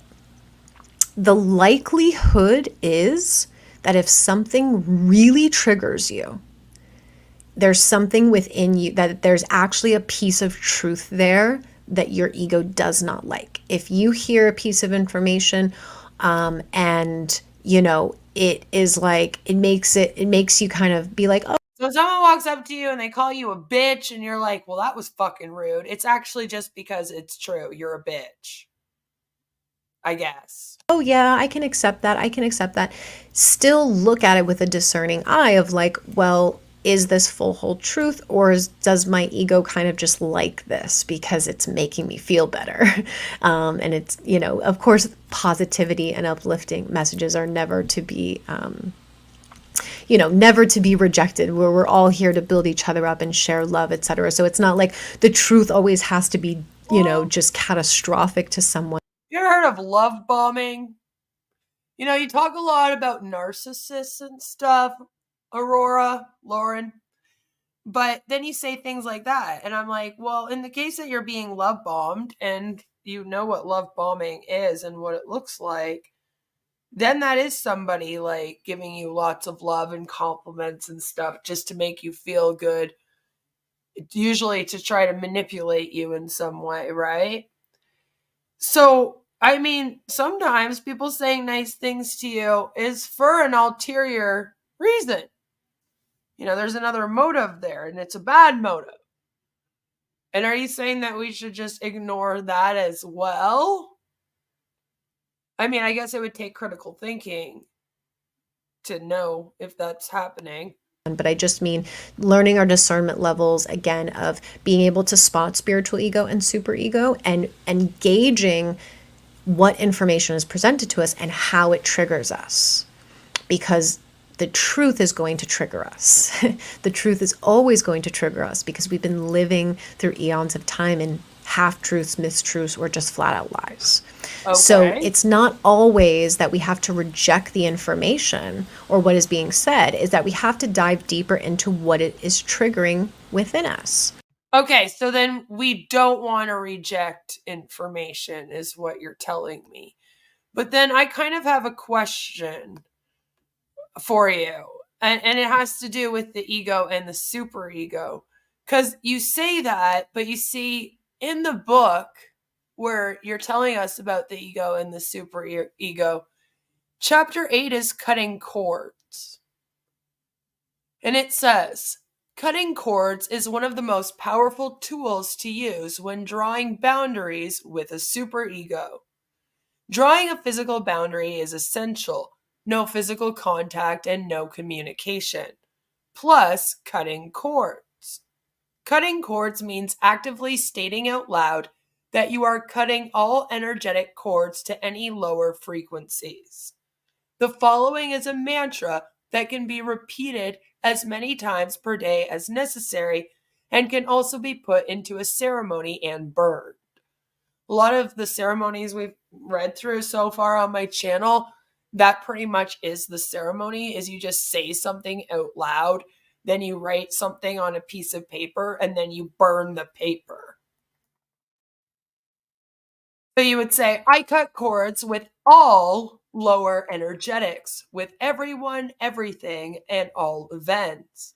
I reattach all my energetic cords to everything that is whole, pure, true, and in alignment with love. I return all energy to sender, which, I mean, why don't you just sing the song? Sign, seal, deliver, I'm yours. Like, I don't like this in a cult mantra. I know it's supposed to sound like a chant, and then you end it with, I return all energy to sender, and that sounds like a joke to me. And then I laugh at it. I can't help it. I wouldn't be able to say this with straight face, Aurora. As soon as I said, I return all energy to sender, like, I can barely get through it. I already did it once today. That's all you'll get. The physical cutting cords with a superego is the hardest. So you're out here talking right now, and you're all like, oh, well, you don't want to just like stop your superego or whatever, because you have to sit with it and everything. But here, the whole like last little bit of this book is all about how to cut cords with your superego. It says it is the hardest, as this challenges their control and typically provokes a reaction from them. The main thing to re-heart, for those that don't know, re-heart is their word for remember, because they're that against you using your mind. Apparently, you re-heart it in your heart, it's not a memory in your mind. So the main thing to re-heart here is that the superego will use all kinds of tactics once you cut cords with them physically and energetically. Their main tactics will vary from threats, fear, victim, which okay, like mentality. I don't know. You just threats, fear, victim, guilt, blame. It doesn't sound like it goes there. But yeah, guilt, blame, and justification. All of these are still lower frequencies and must not be enabled. Ceremonies are encouraged, especially if there has been a sexual relationship with a superego. So now we're like using the term to describe just people, like an ex-boyfriend. It's very bizarre. As this creates deep energy. Like, did you do this with Jason Castillo? I'm just wondering. As this creates deep energetic cords that can be difficult to cut. This should be part of your daily spiritual discipline of cutting cords and practicing the mirror technique to increase self-love. So when you're in this cult, you're supposed to be doing this daily. The mirror technique is simple. Write down 20 of the divine traits. Remember, we went through the divine traits when we went through the Ascension Manual. It was like a whole list. It was just like very much like we read at the beginning of this. It's just bad traits of that you could use to describe like anything and any person. And state them with I am in the mirror daily, as many times as you feel guided to do. In this case, it's nice things. So it's like the self-talk, positive self-talk method, positive affirmations. And they act like they created this. Like it's a brand new concept in this cult or something. This is the first step to reclaiming your power and anchoring in self-love. And then it gets into transforming victim consciousness. They say during the process of cutting cords from toxic beings, you will experience moments of sadness, depression, anger, resentment, regret, self-hatred, etc. Do not go into blame. which this is a weird thing to say, the moment you begin to blame the superego narcissist for your emotions or experience, you create that cord and will continue to manifest those energies to you. And I don't know if that's a fair thing to say about someone if they're doing this with like an ex. Like, what if it was like an abusive relationship, and they person should take blame for some things? It's just very victim blamey and shamey in this thing, which is funny because it's apparently run by women that are for women. We must take accountability for all experiences, including those in which another being hurt, manipulated, or powered over us. Why? Because we allowed it. See, it's your fault. Again, more victim blaming. The shadow side within us allowed our energy to be taken. And that is the part within us that needs to be healed. And I bet you they want you to pay for one of their healing sessions in order to do that. Humanity is continuously stuck in victim consciousness, which prevents them from actually transforming. We are all God with God. All who are connected to Source, Mother God, Amy Carlson, are the embodiment of God, and we must own our power and realize that we are constantly creating our own reality through what we choose and what we allow. So it's a lot of like victim blaming. So that was great and everything, Lauren, but you do kind of want people to cut cords and not be anywhere near their superego. And then we'll start to notice how we see the spiritual ego and the superego play into the misinformation or half-truths, right? So that is just kind of a brief explanation of how these things present, and good for us all to be aware of in terms of discernment levels. So when you come across something or any path you're looking to take, any direction with information and new knowledge, again, always feel into the heart space, how it resonates with your heart. And especially if there's a trigger there, really feel into it of why it's triggering. Deconstruct the belief system within that, and then see how it resonates with you. Because when we're in a very reactive state because something's been triggered, we tend to reject truth off the bat, and we tend to want it to be, again, given to us on this kind of nice little silver platter, and it sounds really great, and because that's the way the mind is, it wants everything to just be easy and in a box and very palatable, and it doesn't like anything that breaks down its boxes. Okay, so what would you think about someone who lost their license to practice law, Lauren? So upon my research of Lauren, I came across this.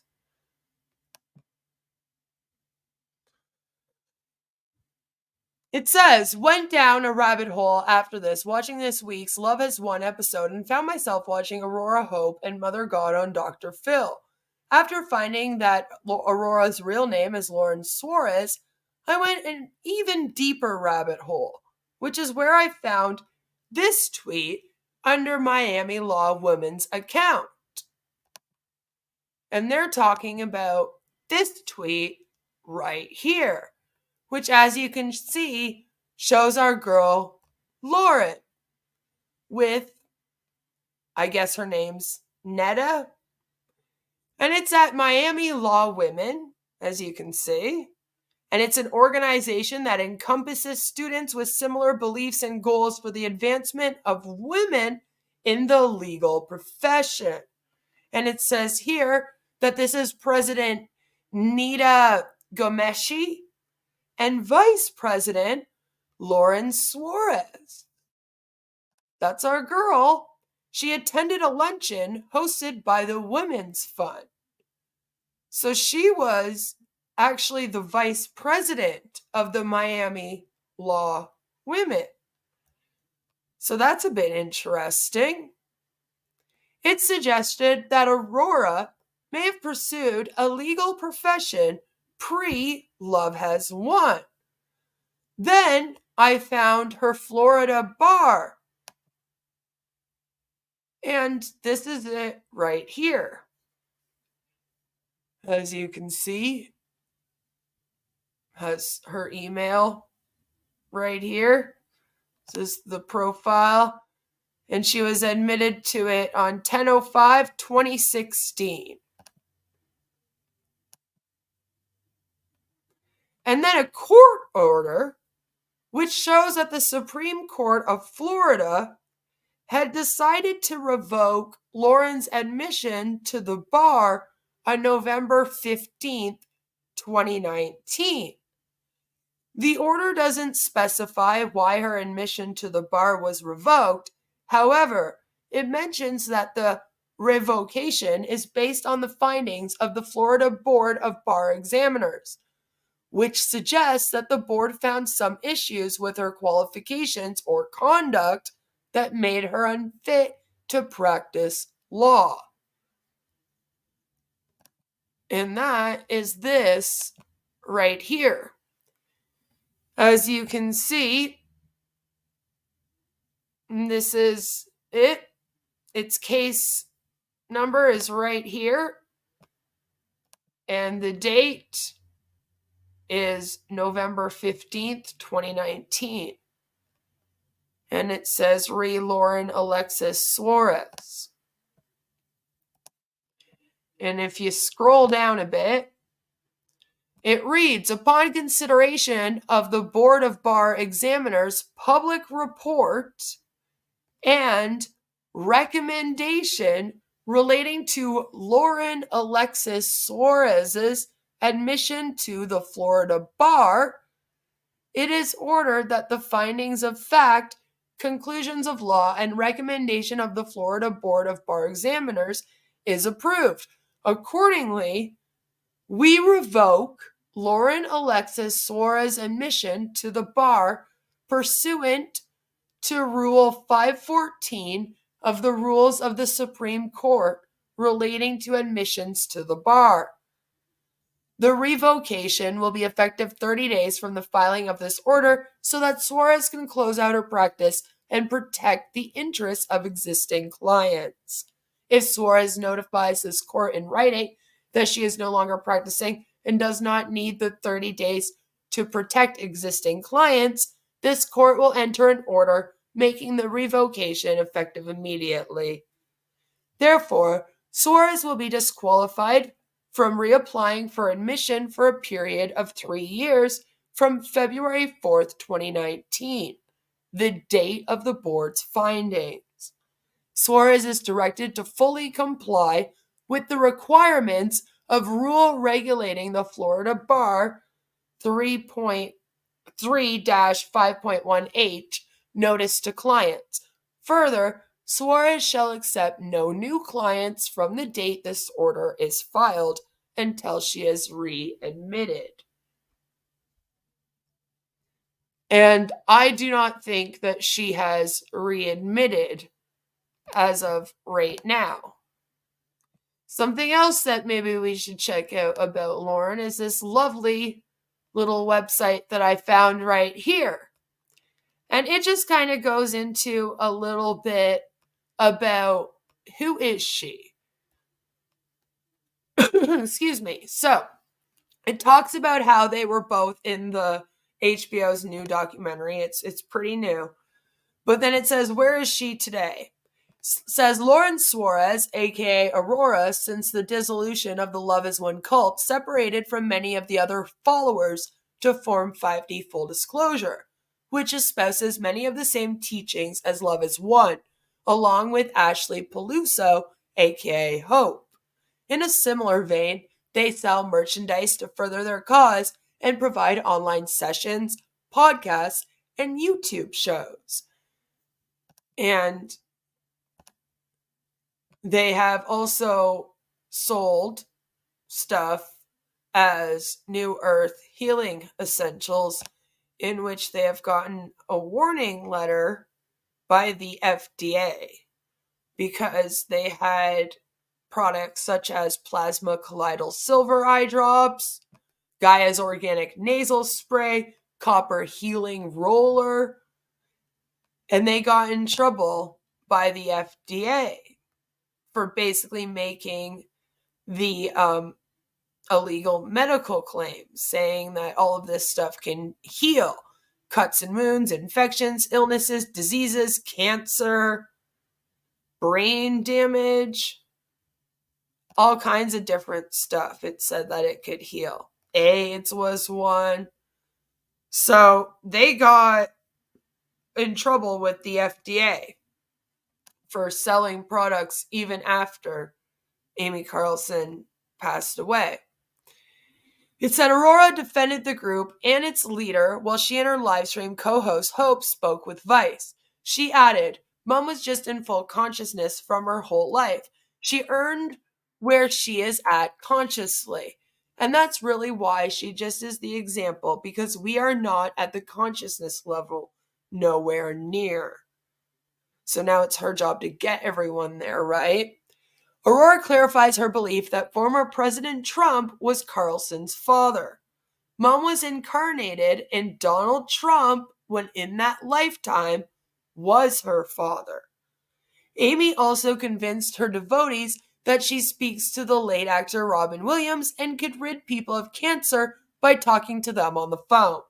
The beings who have had the most healing and have been cured by Mom are the ones that had no fear and no doubt that they were in surrender, she told Vice. Okay.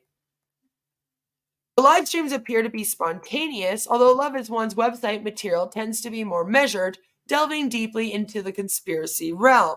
Hosts frequently speculate that the Holocaust, 9/11, and the Sandy Hook murders were all false and that the COVID-19 outbreak was orchestrated. In an anti-Semitic soliloquy, Arkil Hoke, good old Ashley, claimed in a live stream, Love Is One, that was aired on March 14th, 2021, that the information society has been taught about the Holocaust and the Nazis is sus, as in suspicious. Hitler's intention was to serve the light, Aurora added. Jews wanted everyone else to do the work, and they would take the money. The idea behind the concentration camps was to teach them to work. This you, Lauren? This you? The good, pure person that's gone through and that's entered 5D consciousness enough to teach everyone else how to meet her there in all these 5D university and daily webinars. This you? The idea behind the concentration camps was to teach them to work? Did you say that? While the hosts alternate, Lauren and Ashley are the ones who start the broadcast most frequently. As a sort of spokesmodel for Love As One, they use their youth college degrees and Instagram influencer good looks to disseminate the group's damaging and hateful doctrines, which include the idea that homosexuality is immoral.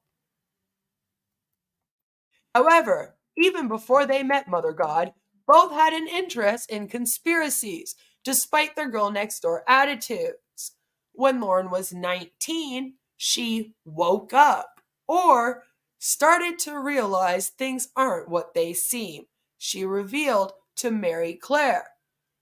From the time I was a child, and I'm sure my parents would agree, I questioned everything, Lauren added, except maybe the Holocaust, right, Lauren? The answer I received was, that's just the way things are. But that's not true. There's a reason we are here. She totally engaged herself in internet conspiracies between 2012 and 2016. I knew back in 2012 about the War of the Cabal, Lauren added. Between 2012 and 2016, she immersed herself in online conspiracies. You failed to mention where you lost your degree to your ability to practice law. What about that? You don't mention that. I knew back in 2012 about the War of the Cabal, Lauren added. Lauren had the impression that something was missing during this period, and she would know what it was when she discovered it. According to Lauren, Amy Carlson proved to be the solution. She felt her spirit sing as she heard her speak, and she arrived to Love as One in 2018. As of November 2023, she's 33 years old. It says even here, Lauren was formerly a lawyer from Florida. She, however, had her admission revoked per the court order that the Supreme Court of Florida had decided to revoke Suarez's admission to the bar on the 15th of November 2019. She was also disqualified from reapplying for admission for a period of 3 years, from February 4th to the date of the board's findings. And then they also bring up the New Earth Healing Essentials and the fact that in February 2022, the FDA sent them a letter. Talks about how the letter was telling them to stop their silly illegal medical claims, right? I don't think she's married at all, and she's from Coral Springs, California. And that's all of the information that I can find about Lauren so far on the internet. But that's who she actually is. So when she sits out here and she pretends to be this like perfectly polished person that has everything together to the point where she's leading a whole bunch of people to also be in that state so that they can all be closer to God, you should probably know all of that about her. She likes the Nazis. She doesn't like gay people. She, in my personal opinion, is not a very good person at all, and not somebody that I would ever listen to for any type of advice. But continue on, Lauren. Those are just kind of tidbits in terms of us navigating the rest of the unfoldment of disclosure and things that are happening. Stay in the heart. Present moment of now is the safest place to be. In the present Yeah, you don't want them looking into your past, right? moment, you can feel, you can discern, you can transform. Like a fucking transformer? Can I transform? I don't know. I don't think so. I don't think I could like break out and transform like a transformer, Lauren. And you can just stay in that guided space where you're not attaching to anything. You're also not reacting constantly to external things, but you're in a place of neutrality and centeredness, and you can discern your way through the rest of the journey so that everybody can kind of discern what feels right for them, what resonates with them, which path is highest and best for them. So thank you guys. Feel free to share if this resonates. Again, please check out our website at 5dfulldisclosure.org and the library tab if you're looking for more resources to look through. We do have a whole guide on superego that explains it more in depth, as well as many other guides that you may utilize for your journey. And if anyone's looking for one-on-one help or guidance, please book a session with us, and we'll be back soon.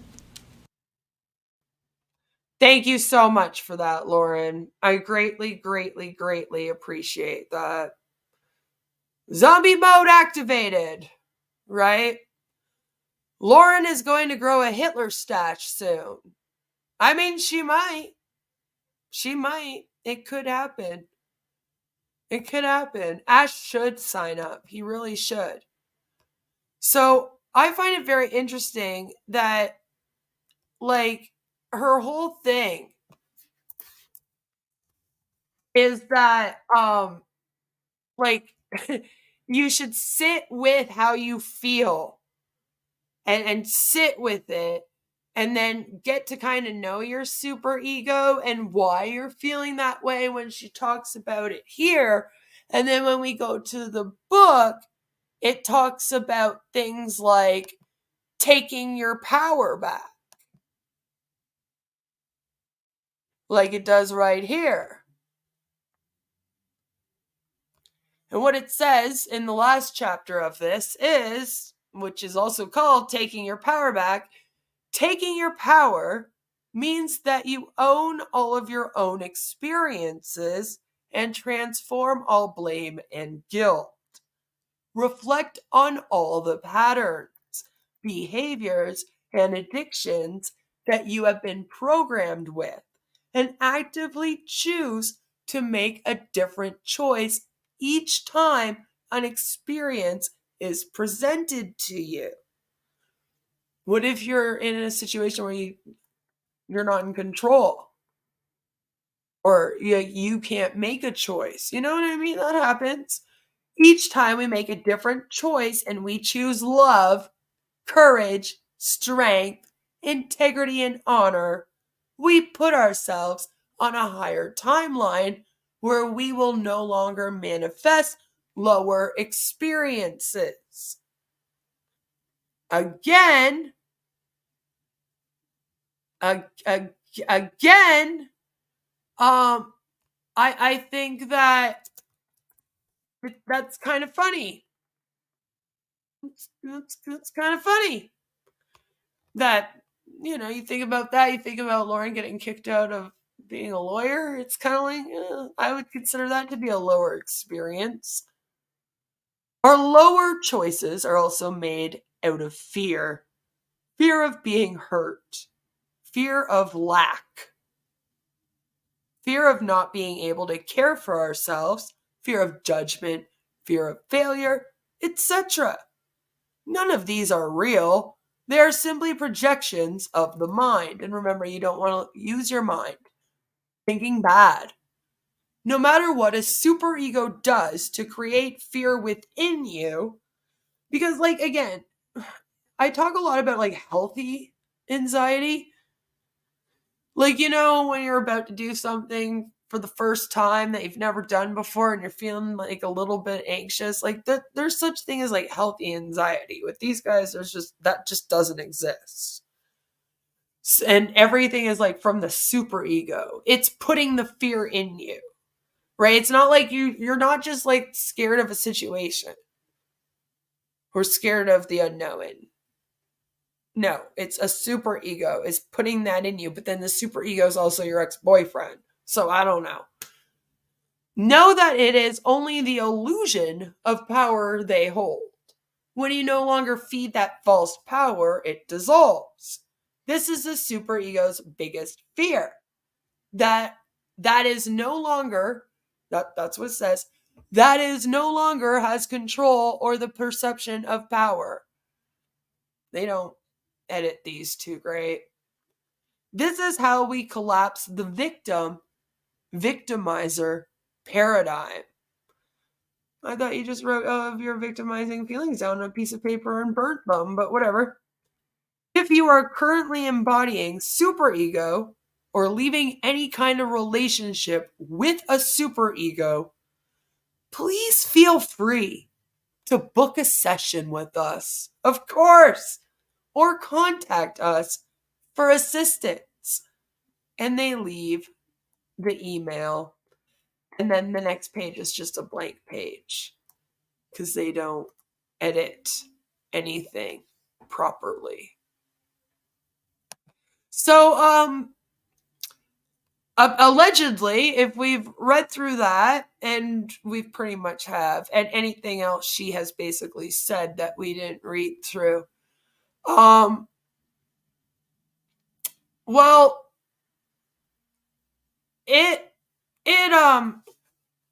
it basically means that we would now know everything that we need to know about the ego and the superego and everything to do with it.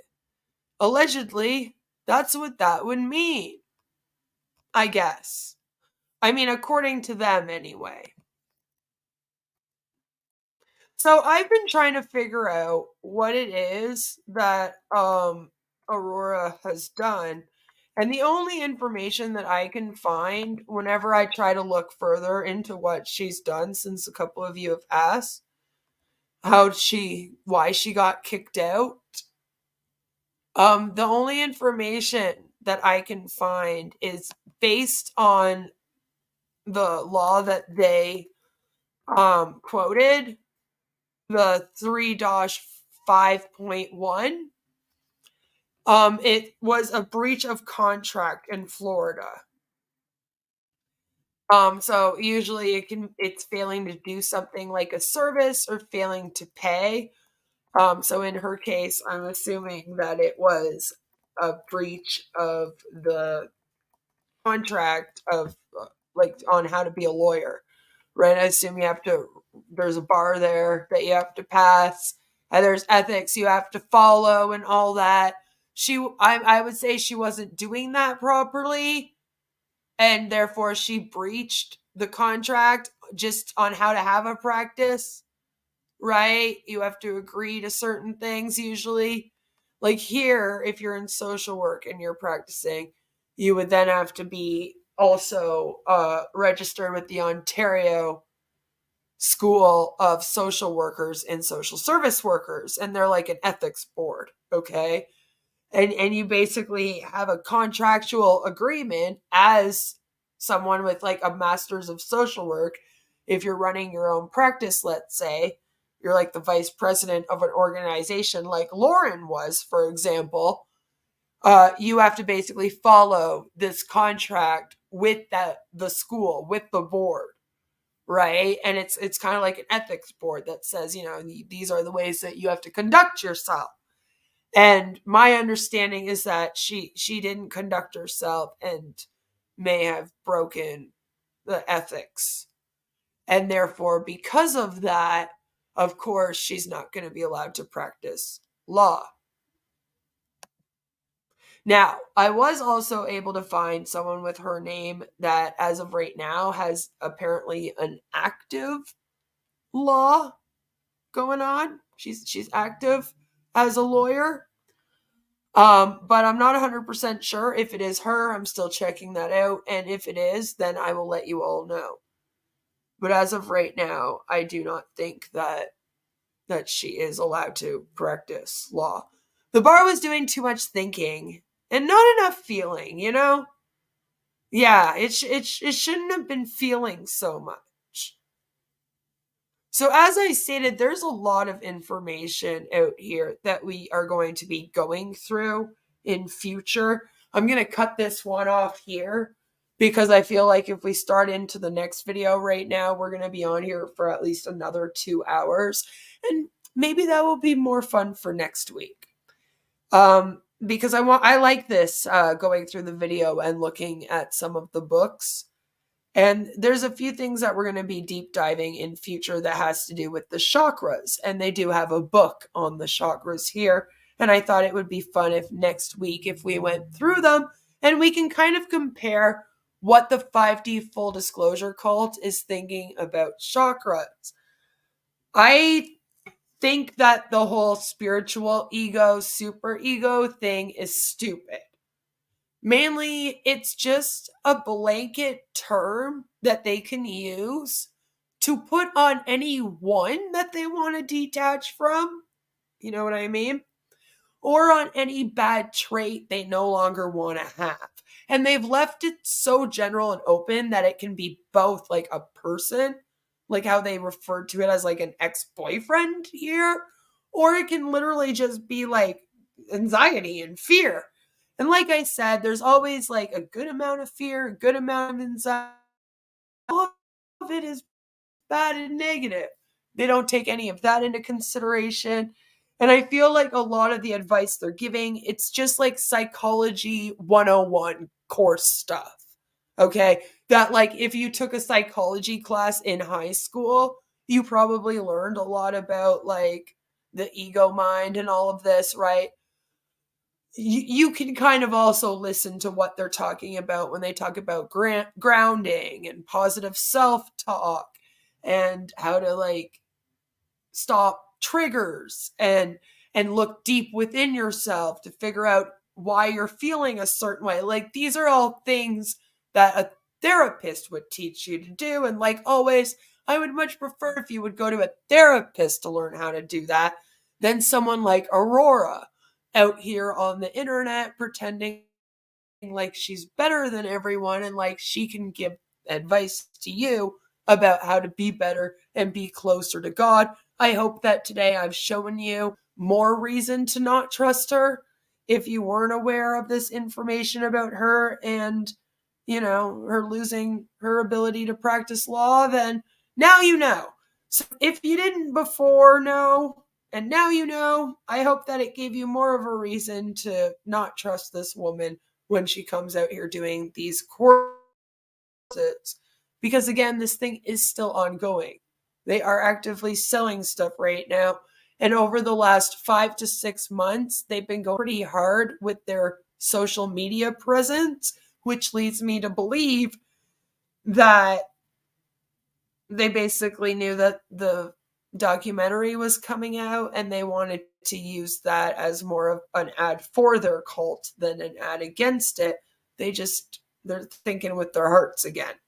So they didn't realize it might have the opposite effect, which is good for us, but I think they're hoping more people are going to join as members, and unfortunately for us, it might happen. So I do feel the need to constantly speak out. So next Thursday, we're going to be diving into what these guys have to say about the chakras and how they work with this cult. And until then, take care of yourselves. I love you. And remember, don't join this fucking thing. It's a cult. Bye!